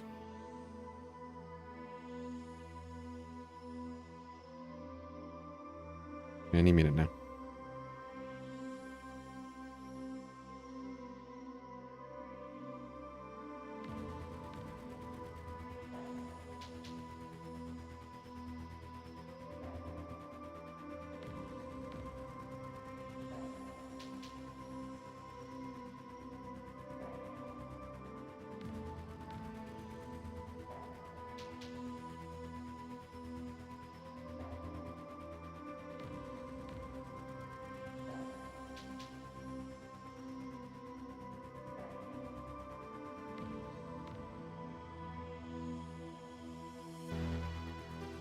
November 23rd, 2018.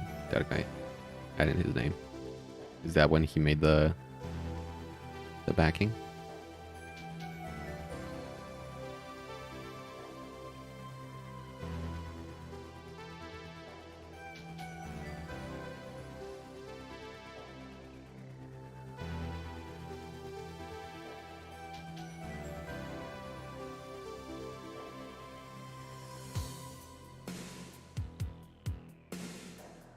I'm telling you, I'm not lying. My name really is on this list. It's just really far down. Like, it's like in the last maybe 15%, I think.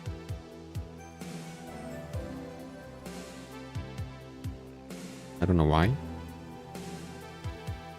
it's so low. But I wasn't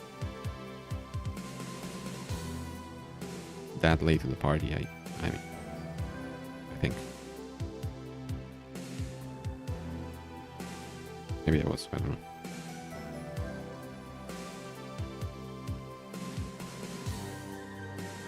Or maybe I was really early to the party and they just sorted backwards. Like the newest donation to the at the top. The older ones at the bottom. That would be nice. But I have no way of knowing. It could very well be completely random.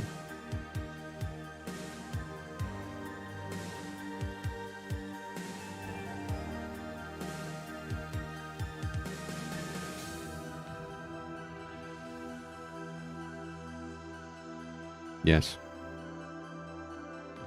There will be all this. And my name won't show up. The screen will fade to black.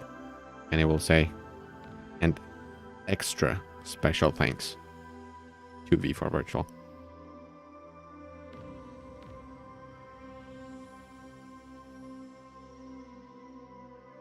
I mean, you can say what you want about the man, but you can't say he hasn't got good taste in visual novels. You can't say that about him. He's got great taste. Oh, by the way, if you've seen or read the visual novel for Steins Gate, this song reminds me a lot of Steins Gate.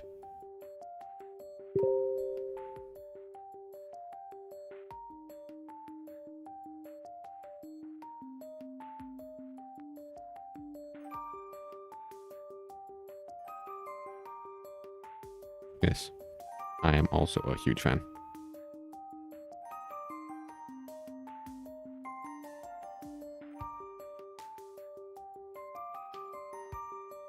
It is amazing. A great visual novel. Probably one of the best, if not. Okay, I won't say the best, because I haven't played a lot of visual novels, really. But from what I heard from other people as well, it is very high up there. The top.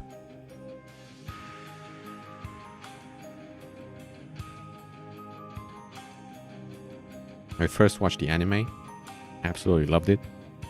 Then played the visual novel, and then when Steins Gate Zero came out, I played that as well. But I didn't watch the anime that came after that. Don't know why. I should also watch that. Steins Gate Zero was also really nice. People say it wasn't as good as the first one, and I get it, I guess. But it still was really nice.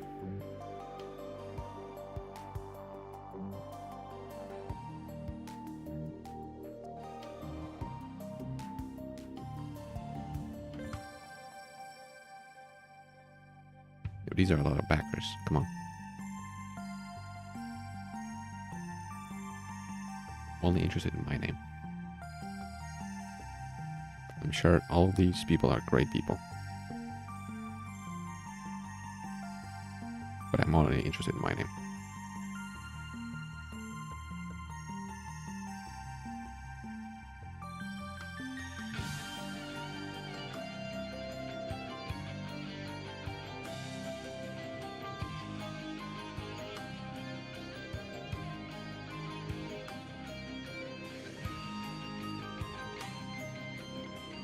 Look, thirsty fish is here.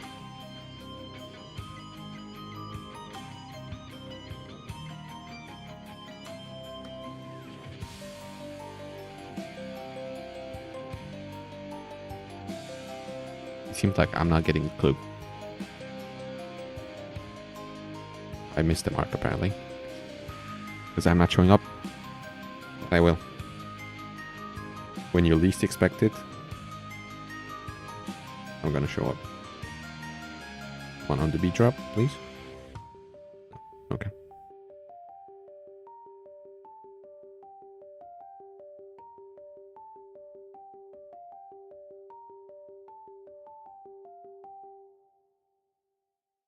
Yo, they're gonna run out of songs.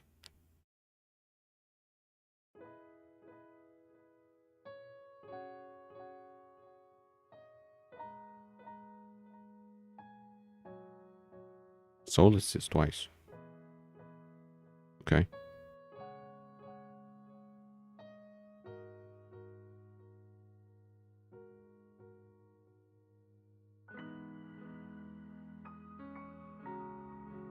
Ryan Gosling likes this game, apparently.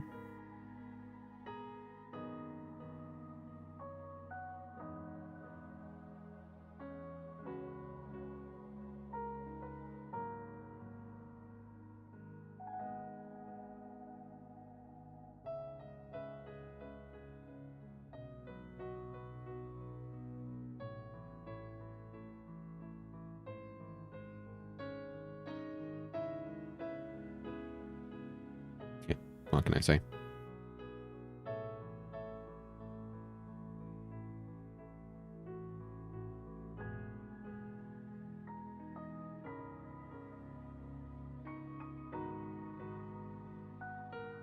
Yeah, they're all good guys. We are good friends. All of us. All of us.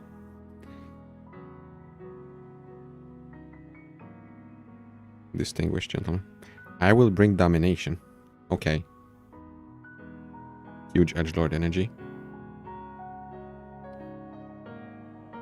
And lolicon forever. You might not want to say that, but hey, who am I to judge you, I guess.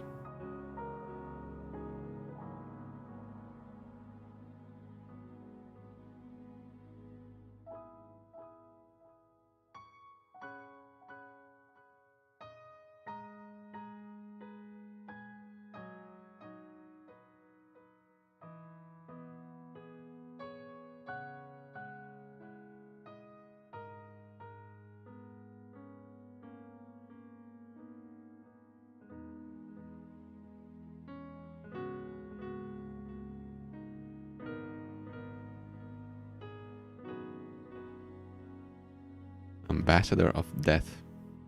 Okay. I like the edge.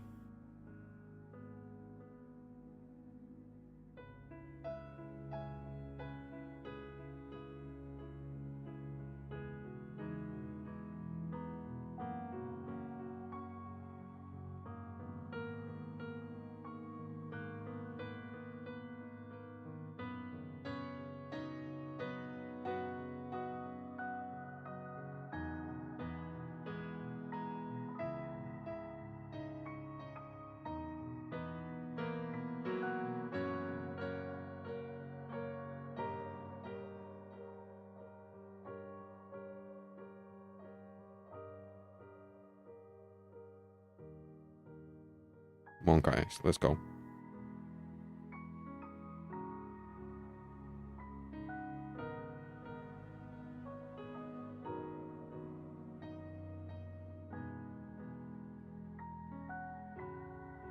Again, I swear I'm on this list. I am on here. I'm not lying.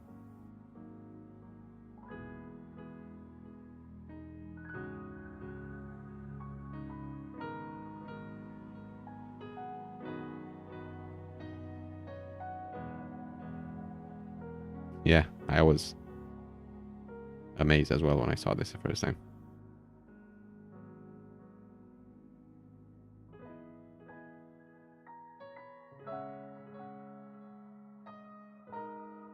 I didn't know the first game was this huge.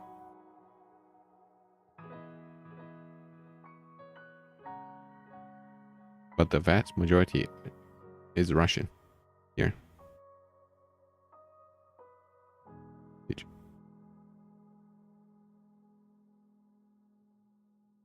Oh, uh, no, there's. I mean, you can see the list on the main menu. There's an option for backers, and I went there immediately when I started the game the first time to see my name.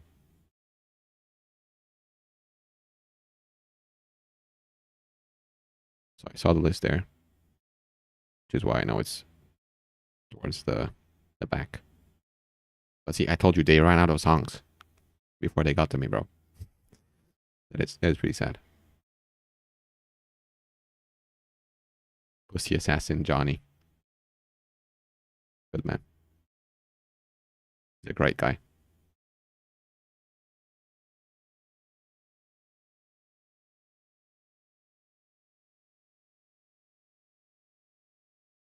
But yeah, it just goes to show, because I'm not on the Russian side of the internet, so I couldn't possibly know how popular the first game was in Russia. And most of the, like, I don't know, 80% of them seem to be Russian. So the game wasn't really that crazy on the English side. Well, in the West, I guess. But it clearly was a lot more popular over there. But yeah, this is a bit more awkward now. Yeah, there's no music. They could have at least looped it.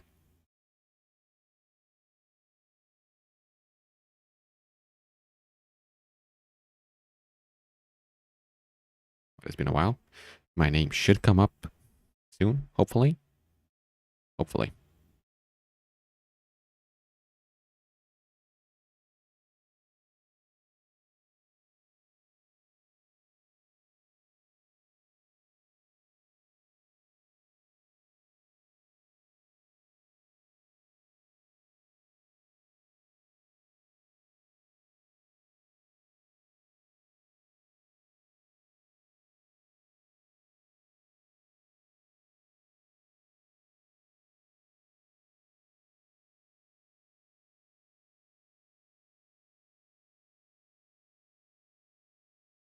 Buy feed.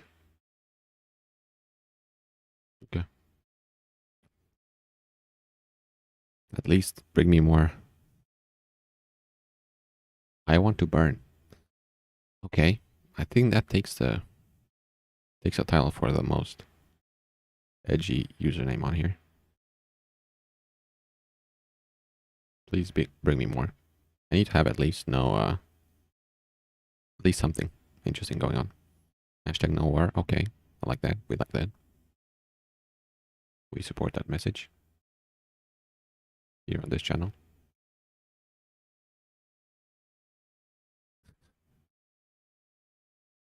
Dead inside VC. Okay. That's a nice one.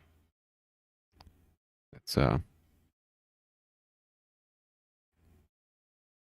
that says a lot about the situation of a lot of states in the US that banned abortion. Big topic, I know, to bring up at the end of the stream while I'm looking at the credits. But hey, it's Dead Inside VC's fault, not mine.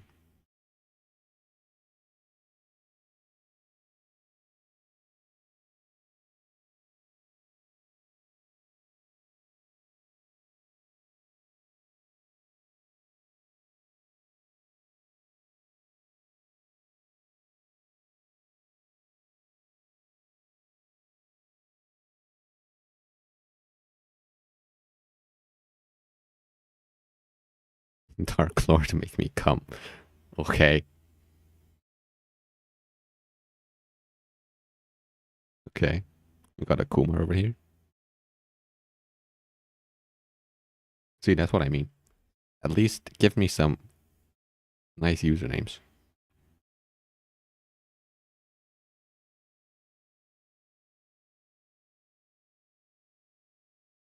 If you're not gonna give me mine. Because It's taking a lot longer than I thought it would.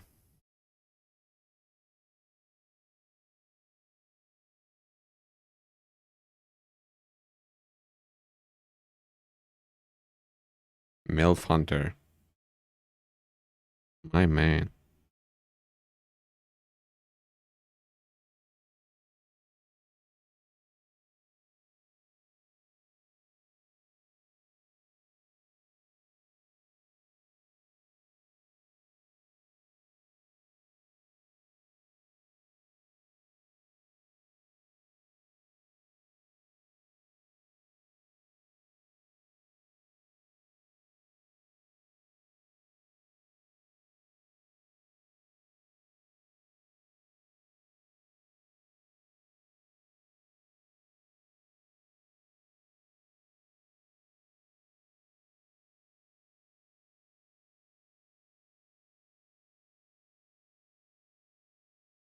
Damn.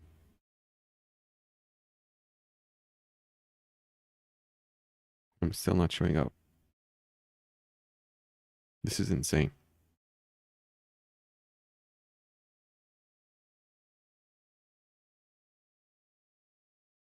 I wonder how many people there are here.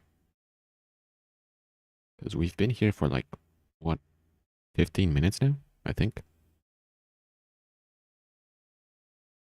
Pepe Gas. I don't know if that is an emote, but it should be. Just saying. I hope it is, though.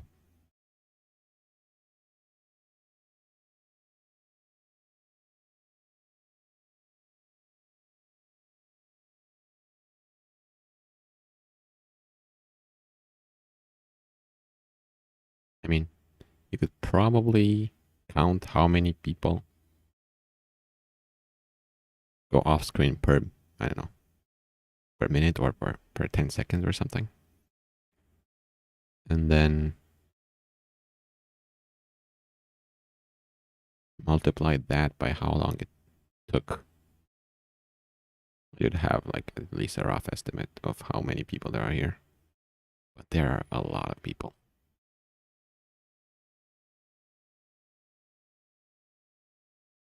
And I'm gonna stop when it comes to my name, but I know there are people under me as well. Like there's a good chunk under me as well.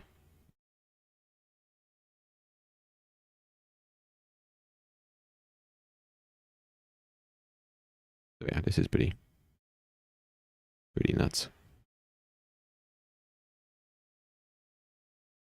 I haven't really been involved with other games that were crowdfunded, but don't really know if this is a lot compared to other games, or if this is pretty, I don't know, pretty normal. But yeah, for me, it's fucking insane how many people there are here. And even so, even with this many people backing them, and even with all the years this has been in development, there's still so many mistakes in the English version. It's crazy.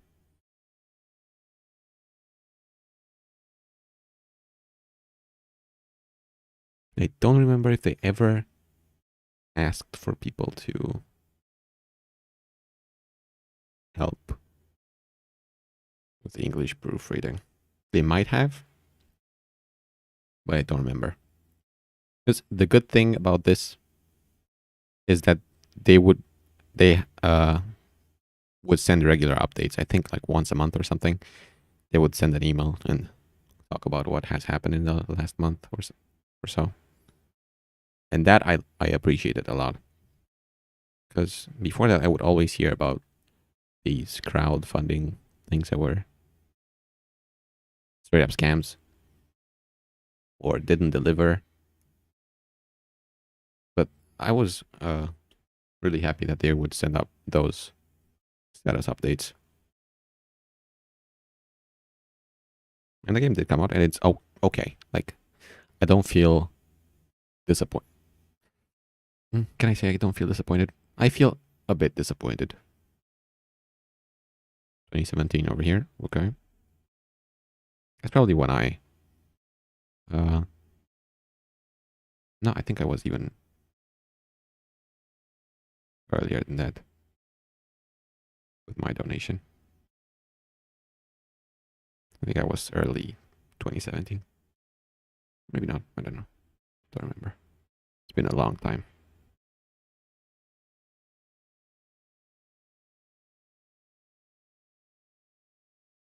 What were they saying? Oh yeah, that I'm a bit disappointed.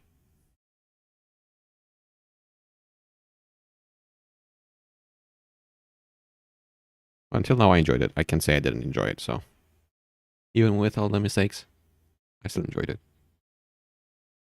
So I can't be too mad at them, even though I am a bit disappointed.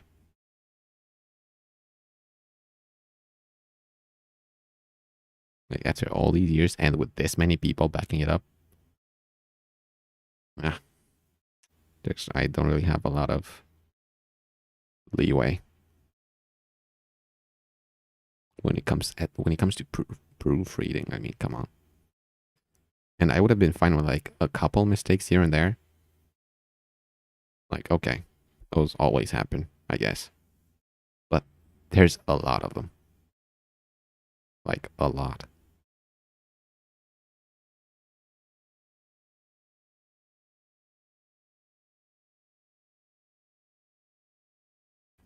Yeah, I mean, just to put it into perspective, I think I have like, I don't know, like 20 mistakes in the 2 hours I played.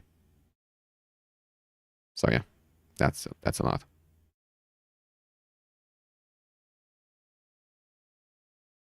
The 2 hours I played today, I mean, there's been like 20. Or at least it feels like there's been that many. There's a lot.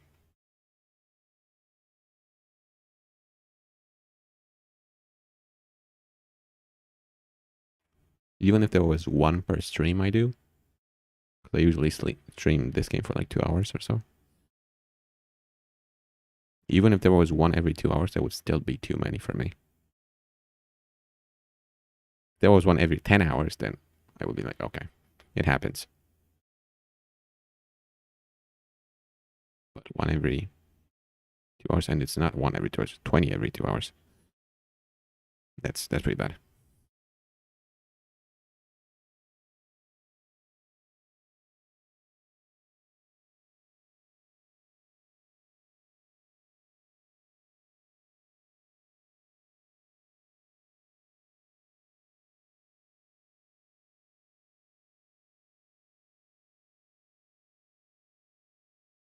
But at the same time, I don't know how much I can blame them for this. Because English isn't their mother tongue, right? They're Russian. So I don't know how that would work. Especially for like a crowdfunded game. They would have to get proofreaders from somewhere. But if they themselves don't know English that well, how would they, I don't know, prove that the proofreaders were right, or that they did a good job? You know, I don't really know how that would work. Except get another proofreader to proofread again. But the problem with getting people like this, like, you have no guarantee that they'll do a good job.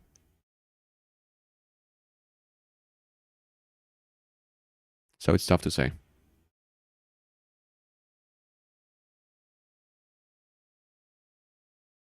In this particular case here.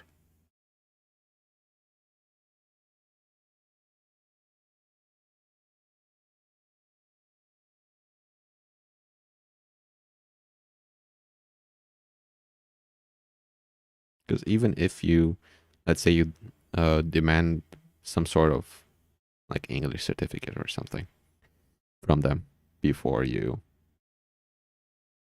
uh, what's the word? Not employ. I don't know. Before you get them to proofread, even if you do that, you still have no way of knowing that they'll actually do a good job.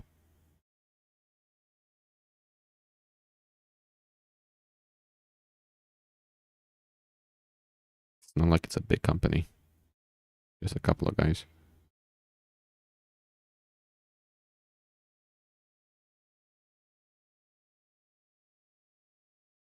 So yeah, I don't know how hard I can be on them for this. Even though it is pretty annoying and pretty jarring when you see this many mistakes. I don't know how hard I can be on them. Even if they had all this time and all these backers. I really don't know.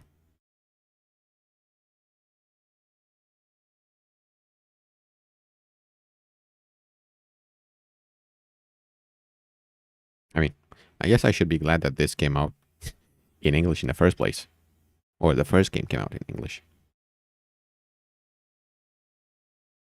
Because they could have very well just released it in Russian and that would have been it. It would clearly have had a lot of people, even with only a Russian release. And I would have been none the wiser. But they said they'd release it in English.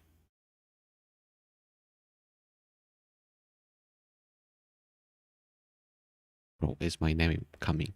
Ever? Please. We have no more music. I've seen no more funny usernames.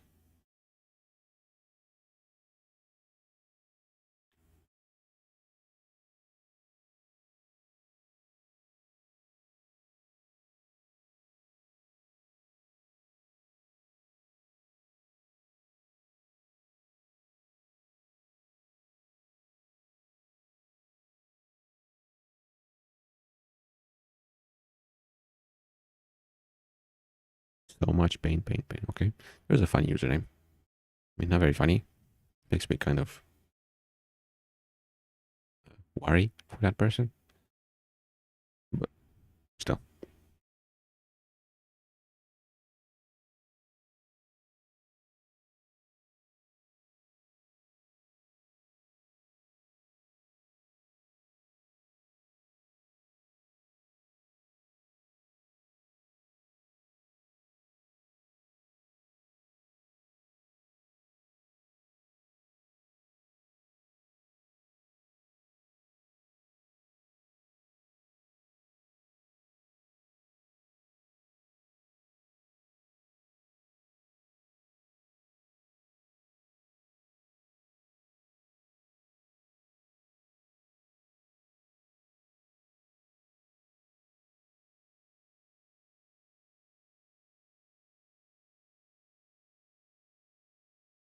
Did I miss my name? Maybe?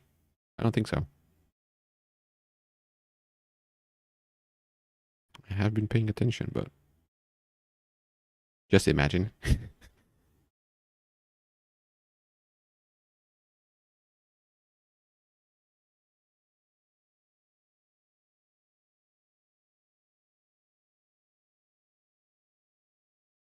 I don't think I missed it.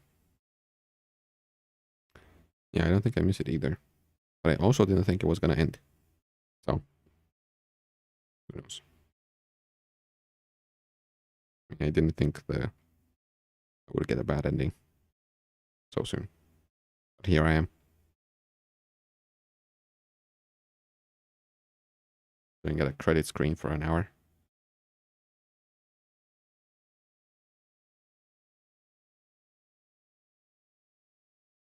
But this is what this channel is all about, you know. High quality content. It doesn't get any better than this. Name one other channel that does uh, riveting stuff like this. Just watch a credit scene for an hour. Exactly. There's no one. No one else does it like I do.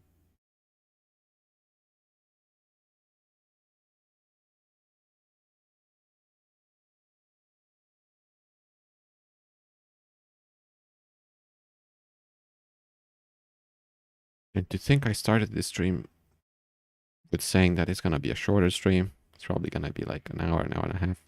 And here we are. 2 hours and a half. Maybe we'll go for 3 hours.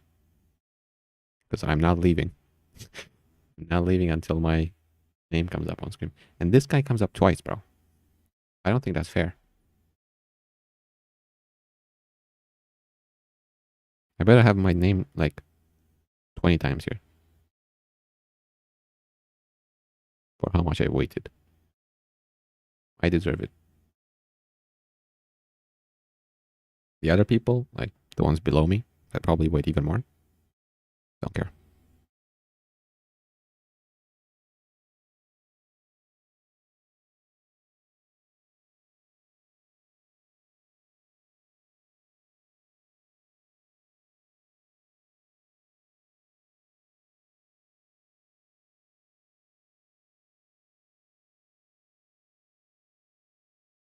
And I can't believe I haven't appeared yet. And as I said, I'm not the last one on the list. There's so many people.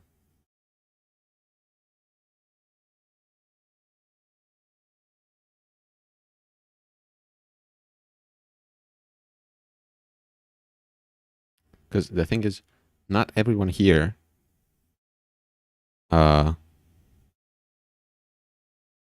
donated a lot of money. Because I think you, if I remember correctly, you could donate just $1 and have your name on here. In order to also get the game with the donation, I had to donate $10, which is what I did. And I'm curious how many of these people actually got the game.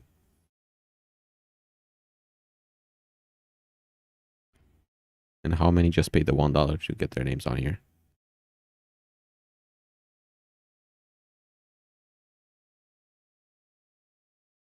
Which I think is a dumb idea to do anyway.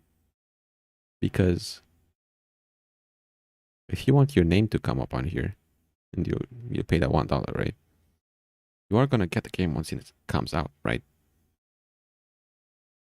And it's gonna be more expensive when it comes out. So why wouldn't you just pay the $10 right away? Doesn't really make sense to me. Because if you just spend the $1 and then pirate it once it comes out, then you're a piece of shit, bro, and you don't deserve to be on this list. Huh, I'm sorry.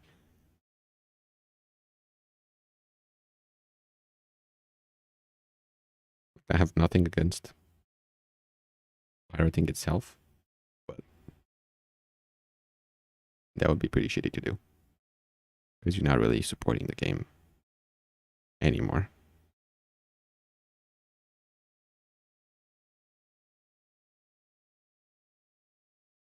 You're just an arrogant asshole. And a narcissist, probably.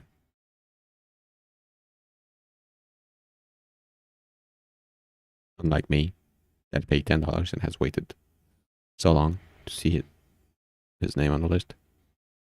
And I still haven't seen it.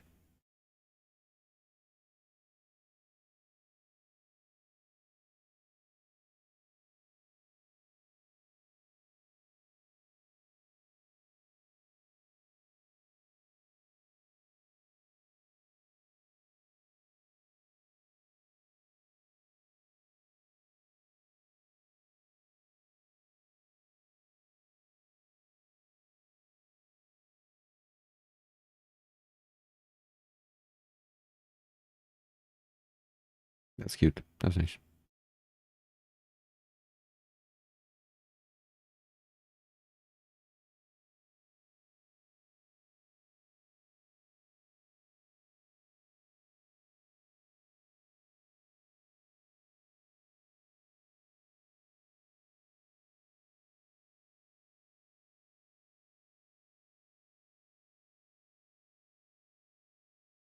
It's so quiet.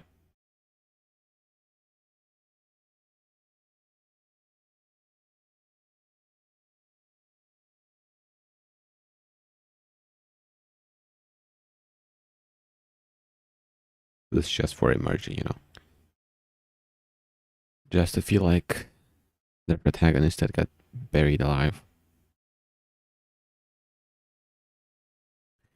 But to be fair, I don't think it's very quiet if you get buried alive, because you hear your own breathing, and I'm guessing your probably your own like heartbeat as well at that point.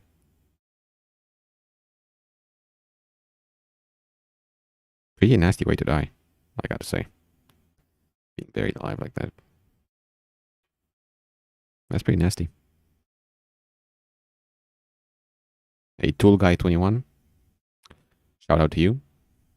Always nice to see a Tool fan.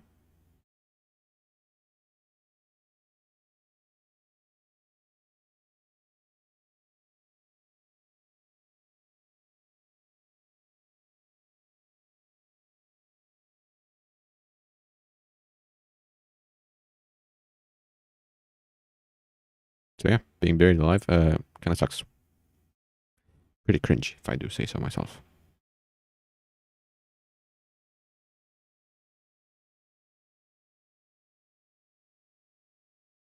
But I've heard that drowning is a pretty shitty way to die as well. People have said. People that haven't drowned. So I don't know with what authority they can say that drowning is a shitty way to die, but that's what they say. And I can't really say anything against it.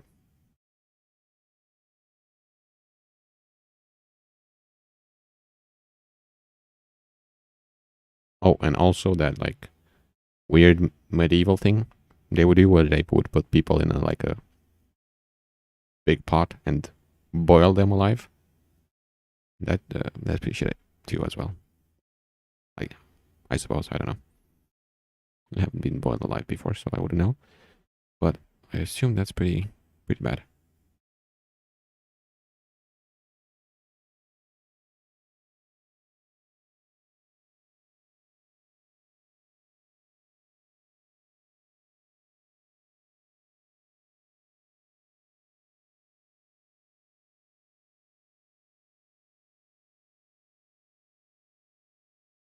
And now should we discuss other ways to die?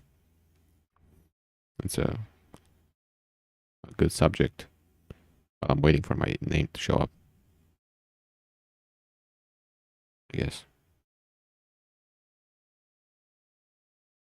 But nothing really comes to mind anymore. Except, the usual. Getting shot, heart attack, getting run over by a car, dropping from a high building, you know, usual boring. That's not very interesting.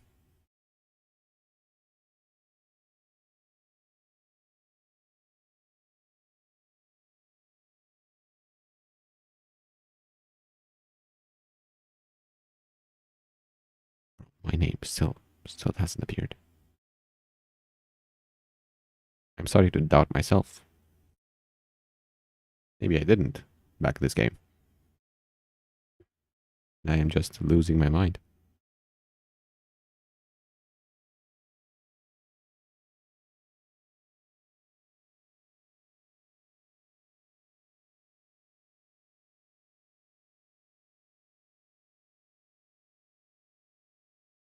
You know how Vsauce did that one video a couple years ago where he put himself in isolation for like, I don't know, a day or 2 days? Or I don't remember how much it was. Yeah, that's me right now, bro. Standing in silence, looking at names going by on a screen, waiting for my own, but it never shows up.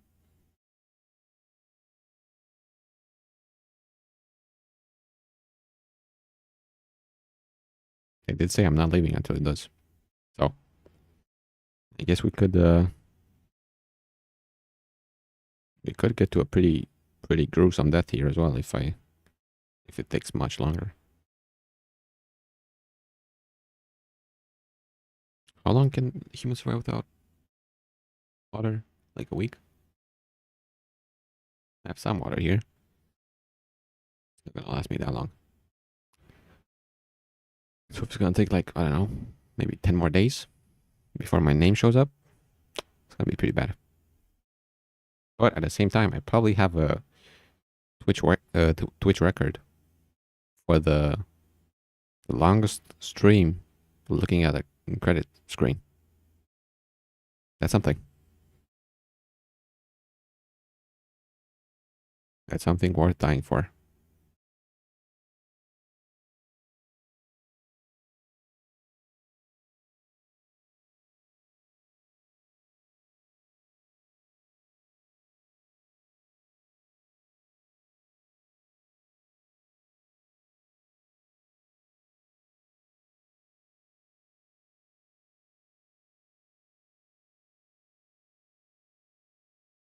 Hakurman Uchiha. Okay, that's pretty edgy. I think that takes the title even from the Ambassador of Death. Because it also has that weeb element to it, you know. Takes it to the next level.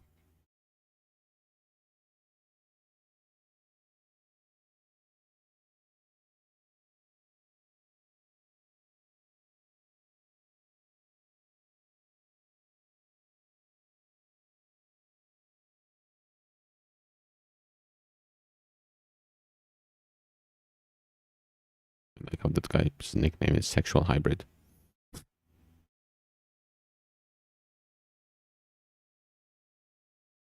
Sakibage. Okay. I like that one as well.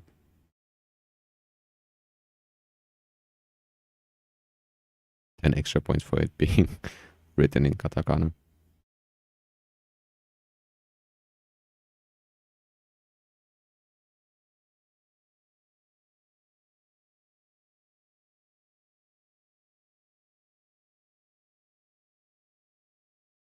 Morgoth? Elden Ring reference, maybe? You're not alone? Thank you. I like to think that as well. At least Fishy is here enjoying this with me.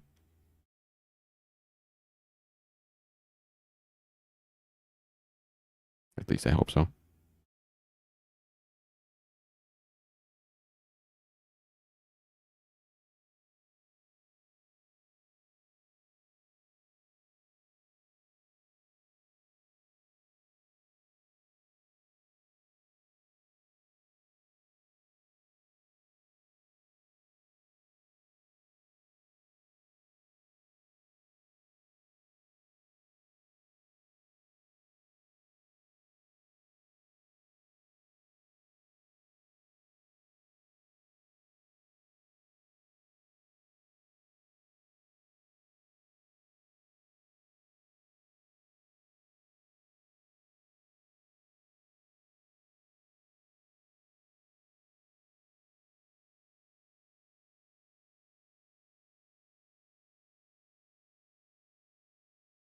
I couldn't tell you how many times I thought, okay, there's been a lot of names, like a shit ton of names until now. My name is definitely going to come up soon. And it just doesn't. And it just doesn't. I am in disbelief seeing how many people there are.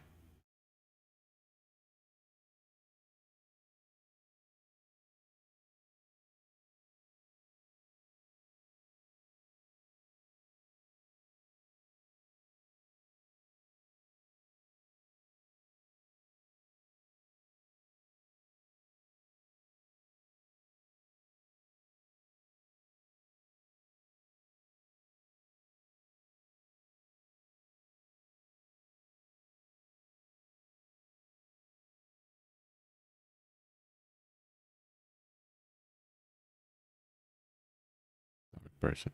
Okay. Hazar of Night City. Man invented a whole character just to appear on a special thanks list. Maybe it's a reference or something, I don't know.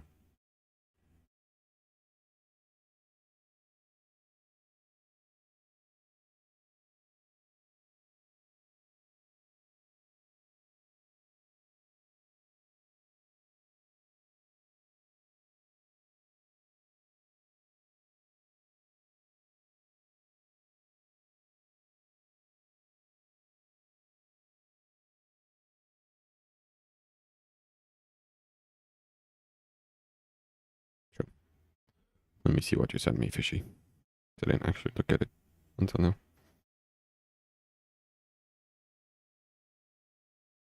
But I have to look at the screen at the same time.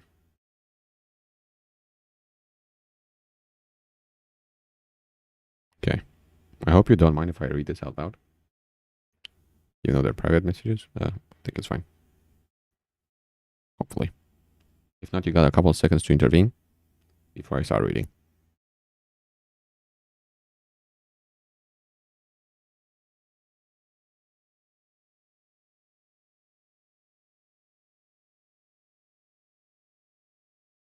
Happy Pepe.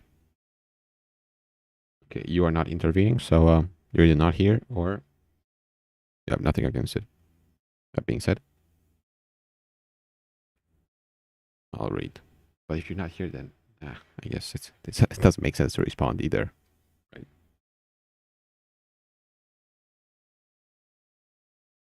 Well, I'll do it anyway. And if you don't react in any way, then I'll message you afterwards as well. So, did you play Yakuza 0 before? No. But I do plan on playing the whole Yakuza series. I've heard it's really good, and it does seem like a lot of fun. So I'm waiting until I get my hands on all the games. I have most of them now. I think I'm missing like 3. Or, oh, you're here. Yakuza, I mean. I am planning on playing all of them. I mean, hopefully I will like them.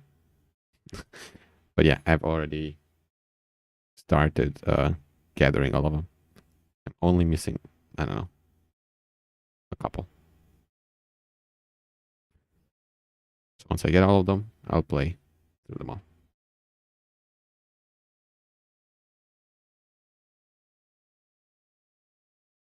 Yeah, I plan to kill all of them. Not to kill, to play. Yeah. That was a Freudian slip, I guess. Danganronpa. Bro, hell yeah. Huge Danganronpa fan. Anime was garbage. Worst anime ever, bro. But the visual novel, I mean the games, love them.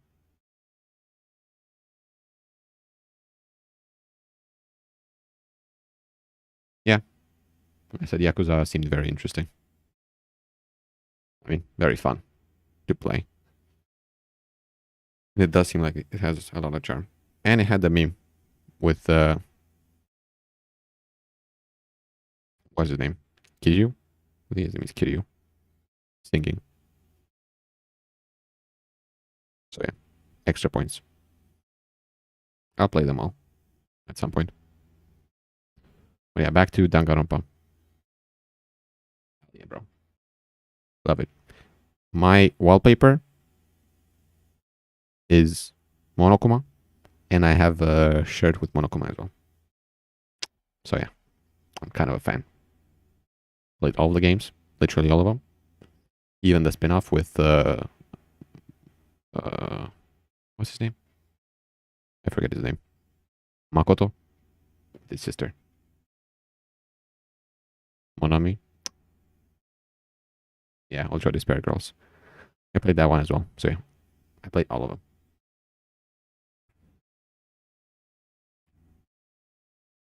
Favorite one, probably 2. I know that's a pretty widespread opinion, I think. But 2 is probably my favorite one.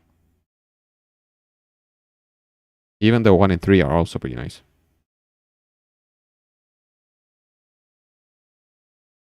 Oh yeah, and I remember there was the anime that came that was after 3 from plot wise. That was also pretty disappointing, which made me sad.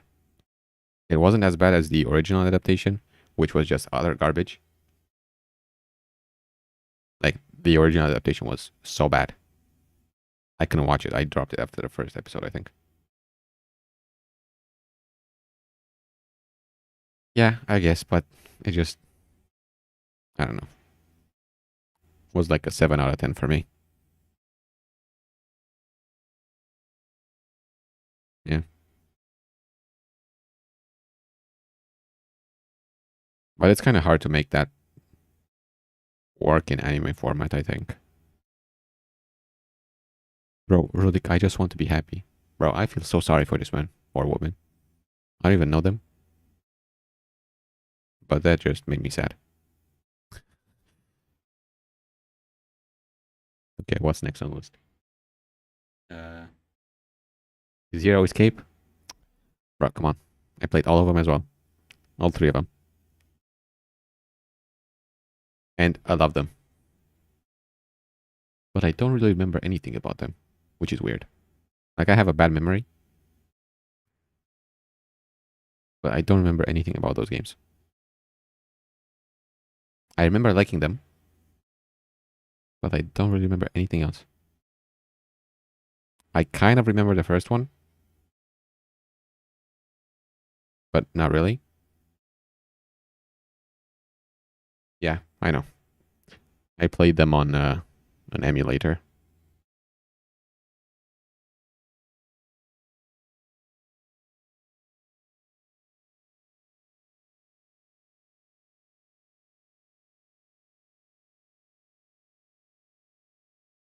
I might replay them sometimes. But what was it? AI the Somnium Files. I haven't played it yet. It's sitting in my library, and I do plan on streaming it at some point. But I haven't played it yet.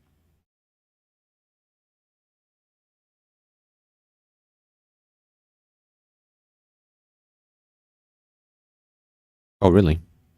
Okay. I didn't know that.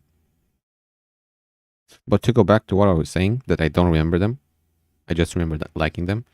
I remember there was this moment, like, I don't know, maybe like half a year ago or 1 year ago, where I saw the Steam page for Zero Time Dilemma. And I was like, oh, cool, this is a new game from the trilogy. Or from the series. And then I clicked on it and realized I already played that game.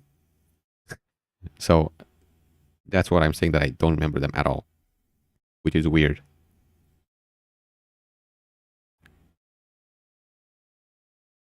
I don't know what to say about it. Like, it's either my problem and I have bad memory, but I did not remember that game at all until I saw it. Like, until I saw the uh, screenshots. I was like, oh, I actually played this.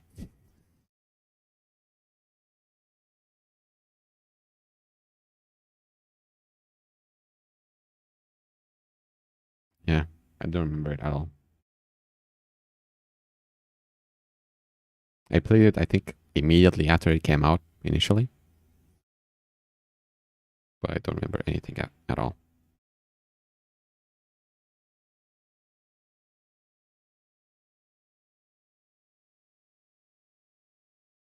Okay.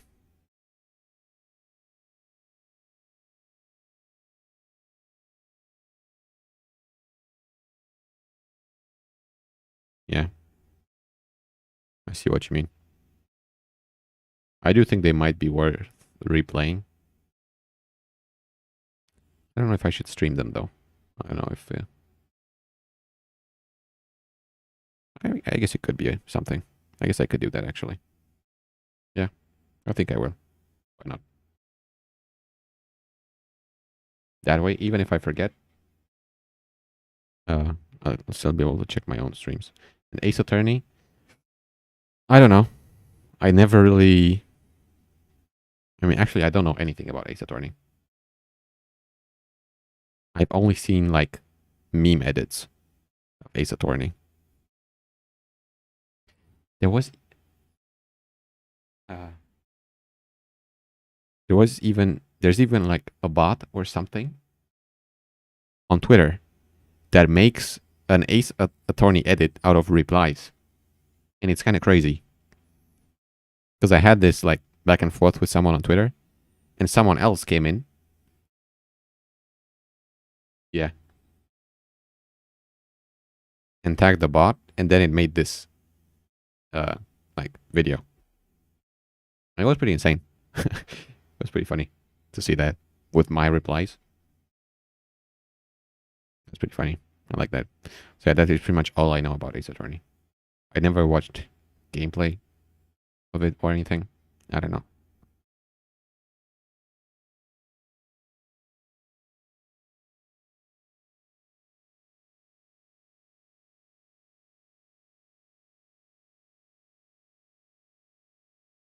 Oh, really?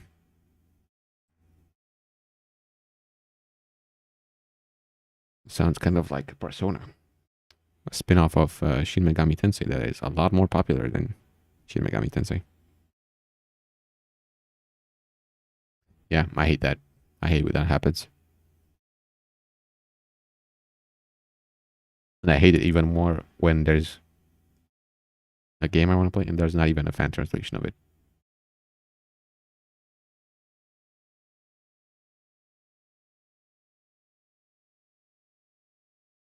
That's even worse.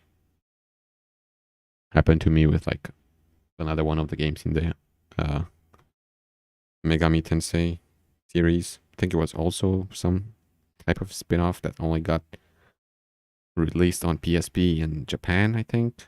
And there's no translation, no nothing for it. So I couldn't really play it. There's like guides made in English about what you should do, where you should go. But that's not that nice of that good of an experience, I think. So that's the only, or at least one of the only games in that series that I haven't played. There's some others that didn't seem interesting to me. But that's one I wanted to play but couldn't because yeah, it's tough. My Japanese is not nearly that good to be able to play that.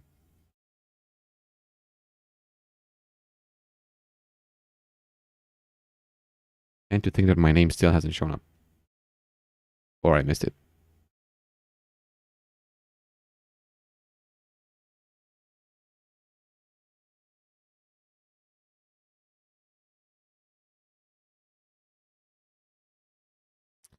But anyway, thanks for the recommendations, even though I played all of the games you recommended. Except Yakuza, which I am planning to play.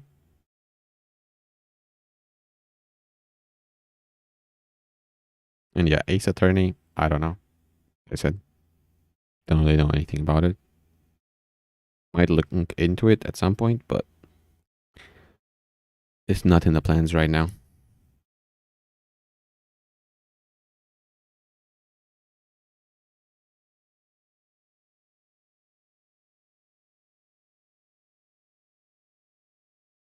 Yeah. The one I want to play. It's in my list. I have a whole list of games or series I want to stream. And when I finish one, I just go into the list, pick one at random, and stream that. This game is the only exception because it came out like 2 weeks ago.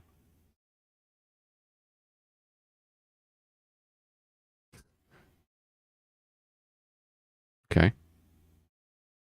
That's good to know.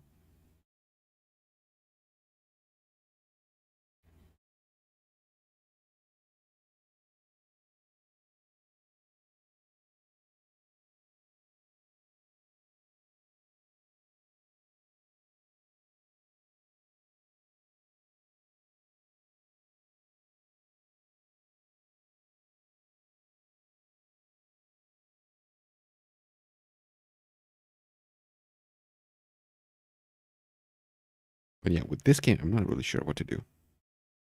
Because, like I said, the plan was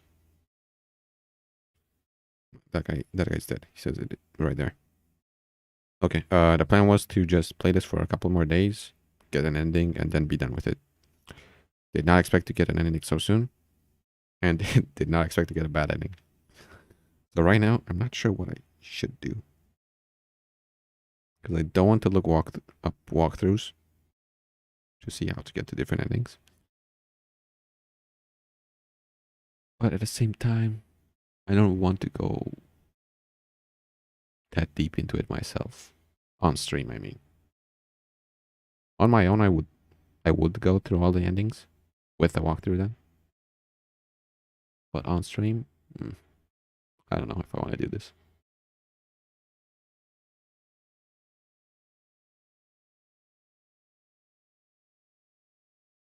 Oh, Suzume Bachi, bro. That's a Bleach reference.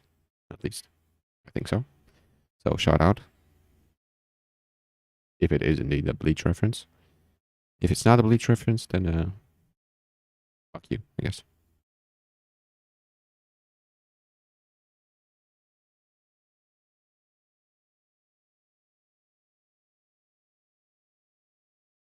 What was I saying? Oh yeah, about the endings. I have to think of the people after all, and the people don't seem very attracted to this game. At least the English-speaking people. And the Russian-speaking people don't come to my stream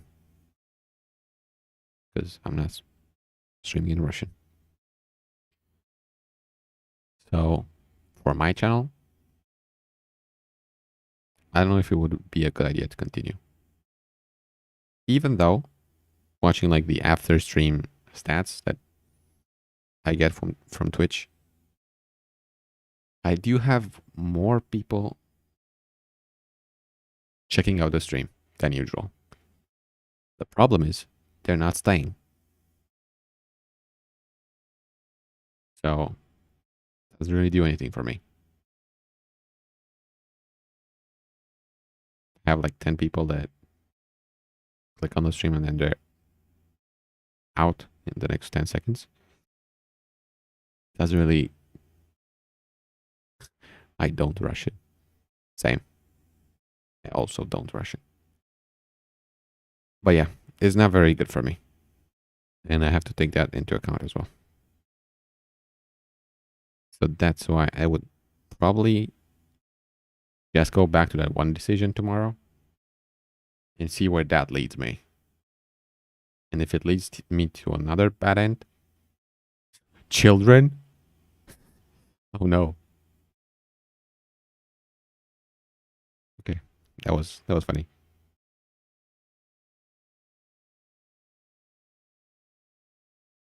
It's like that one. I don't know where it comes from, but it's that one video from a series where they're like, it's a guy and he's showing a whiteboard. You probably know this. You 100% know this. And he's like, "What you know? What's worse than a rapist?"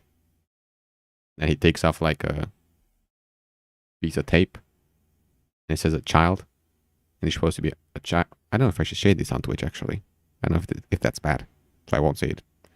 Like a child R-worder, and one guy in the public is like, "Oh no, a child." Pretty funny. Not very funny when I explain it.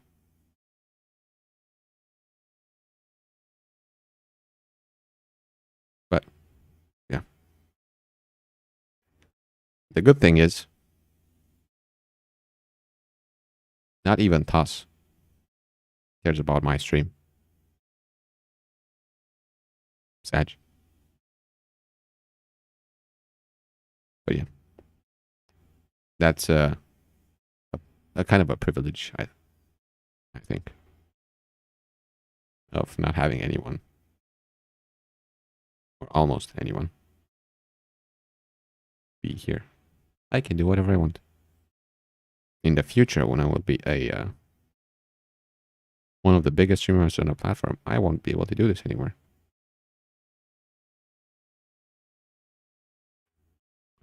But now, everything's possible.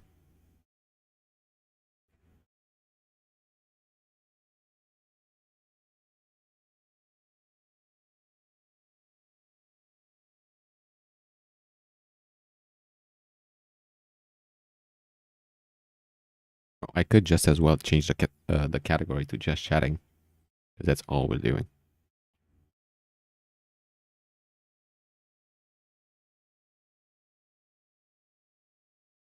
But yeah, back to what I was saying.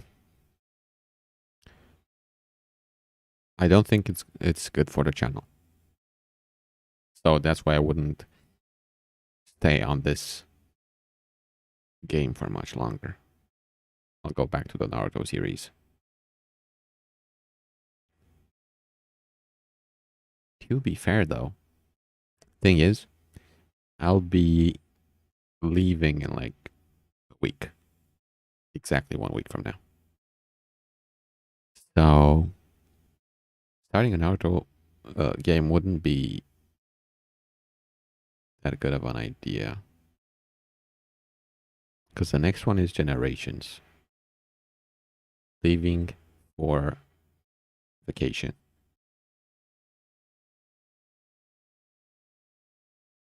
I'll be going to my parents' house. So no PC. But I plan on taking my PS4 with me. And because with my PS4, I can stream directly from the PS4. I don't need a PC for that, which is a plus. That also means it doesn't really make sense to start a Naruto game right now. Because I don't think I'll finish it.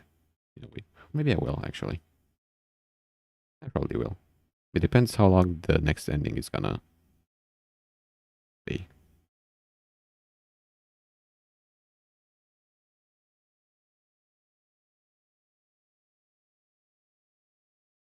Like, if I get another ending tomorrow, for example, then that's fine, I guess. But if it's longer, then I don't know. I'll have to think about it.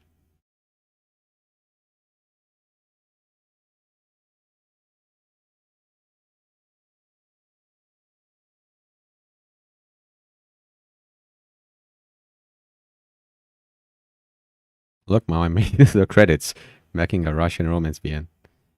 Hell yeah.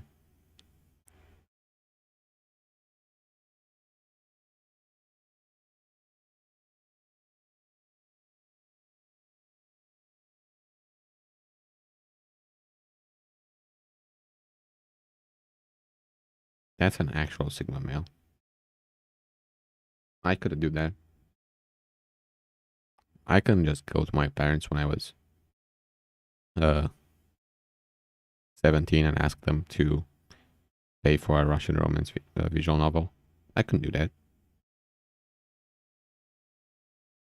I didn't have the massive balls that man has.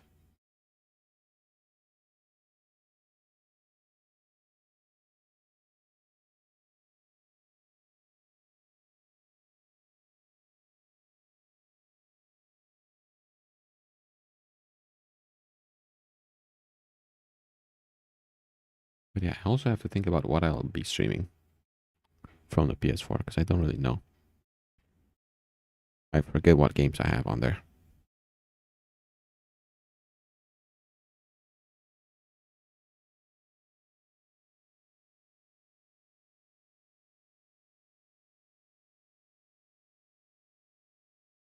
Persona 5 would be pretty nice to stream. Even though it's coming out on PC. I have it on the PS4 and I won't buy it again on the PC. Sadly. Even though I would have been a lot happier to play it on PC. It is what it is. Royal. I played 5 already back in the day. On the PS3. Which started my whole journey into the series.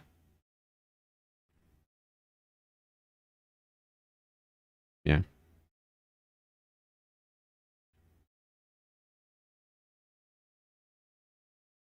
I want to play everything and finish with Royal. But I haven't played it anything. I mean, I haven't finished everything yet. So, can't play Persona 5 Royal. Can't do that. So I don't know what else there is for me to stream. I'll have to check.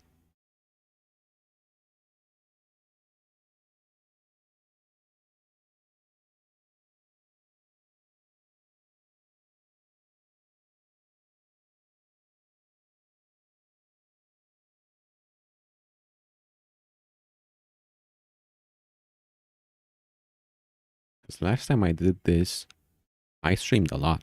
Like I streamed, what was it? Oh, I forget the name of that game. Um, Medieval, true. Um, Ratchet and Clank, and Spider-Man. It was really nice. But now I don't know what I can stream. I don't remember what games I have on there. Oh, I know what I have. I have Kingdom Hearts.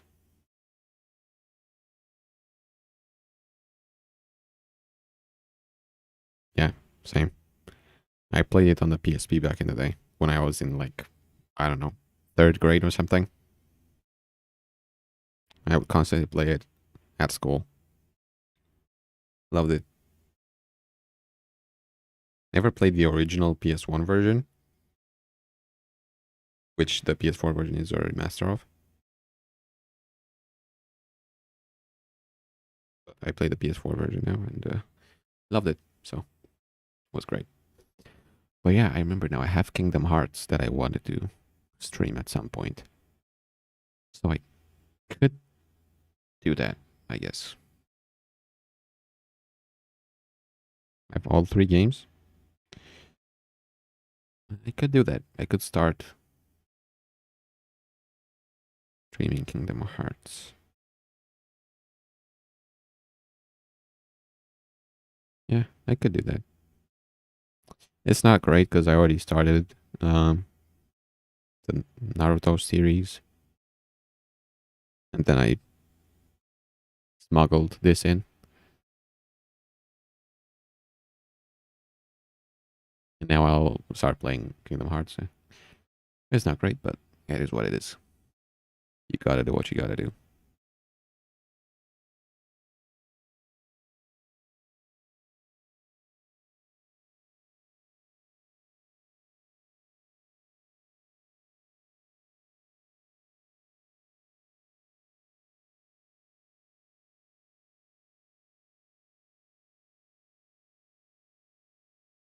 And I just looked, and who could have thought? We are over 3 hours, and I still haven't seen my name. I might have missed it. It is possible that while talking, I didn't pay attention and I missed it. I hope that's not the case, but I'm starting to fear that that's what happened. So we've officially been here for more than an hour, looking at the credits screen. Wow. Okay.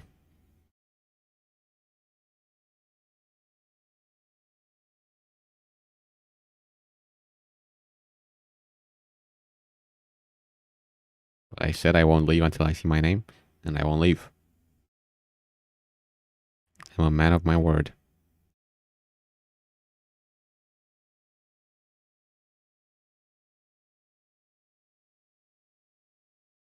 Shout out to Cat Lover.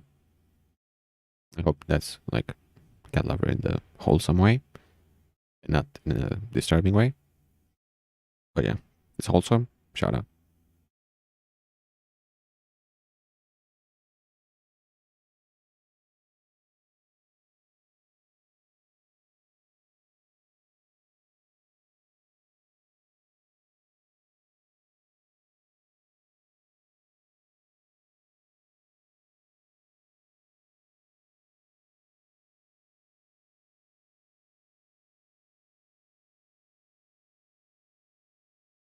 I'm starting to think that Nikolai, the protagonist, had it had it better than us. It's like being buried alive. Like I don't know how much. Like without further interruption, let's celebrate. There's nothing to celebrate here, man. But yeah, buried alive, you die in like I don't know, half an hour maybe at most. I think. But we've been here for more than an hour, and we're still here. My name isn't showing up.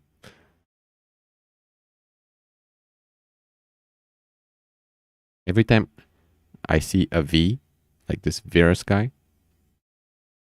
I get excited. But then it's not my name. And I get sad.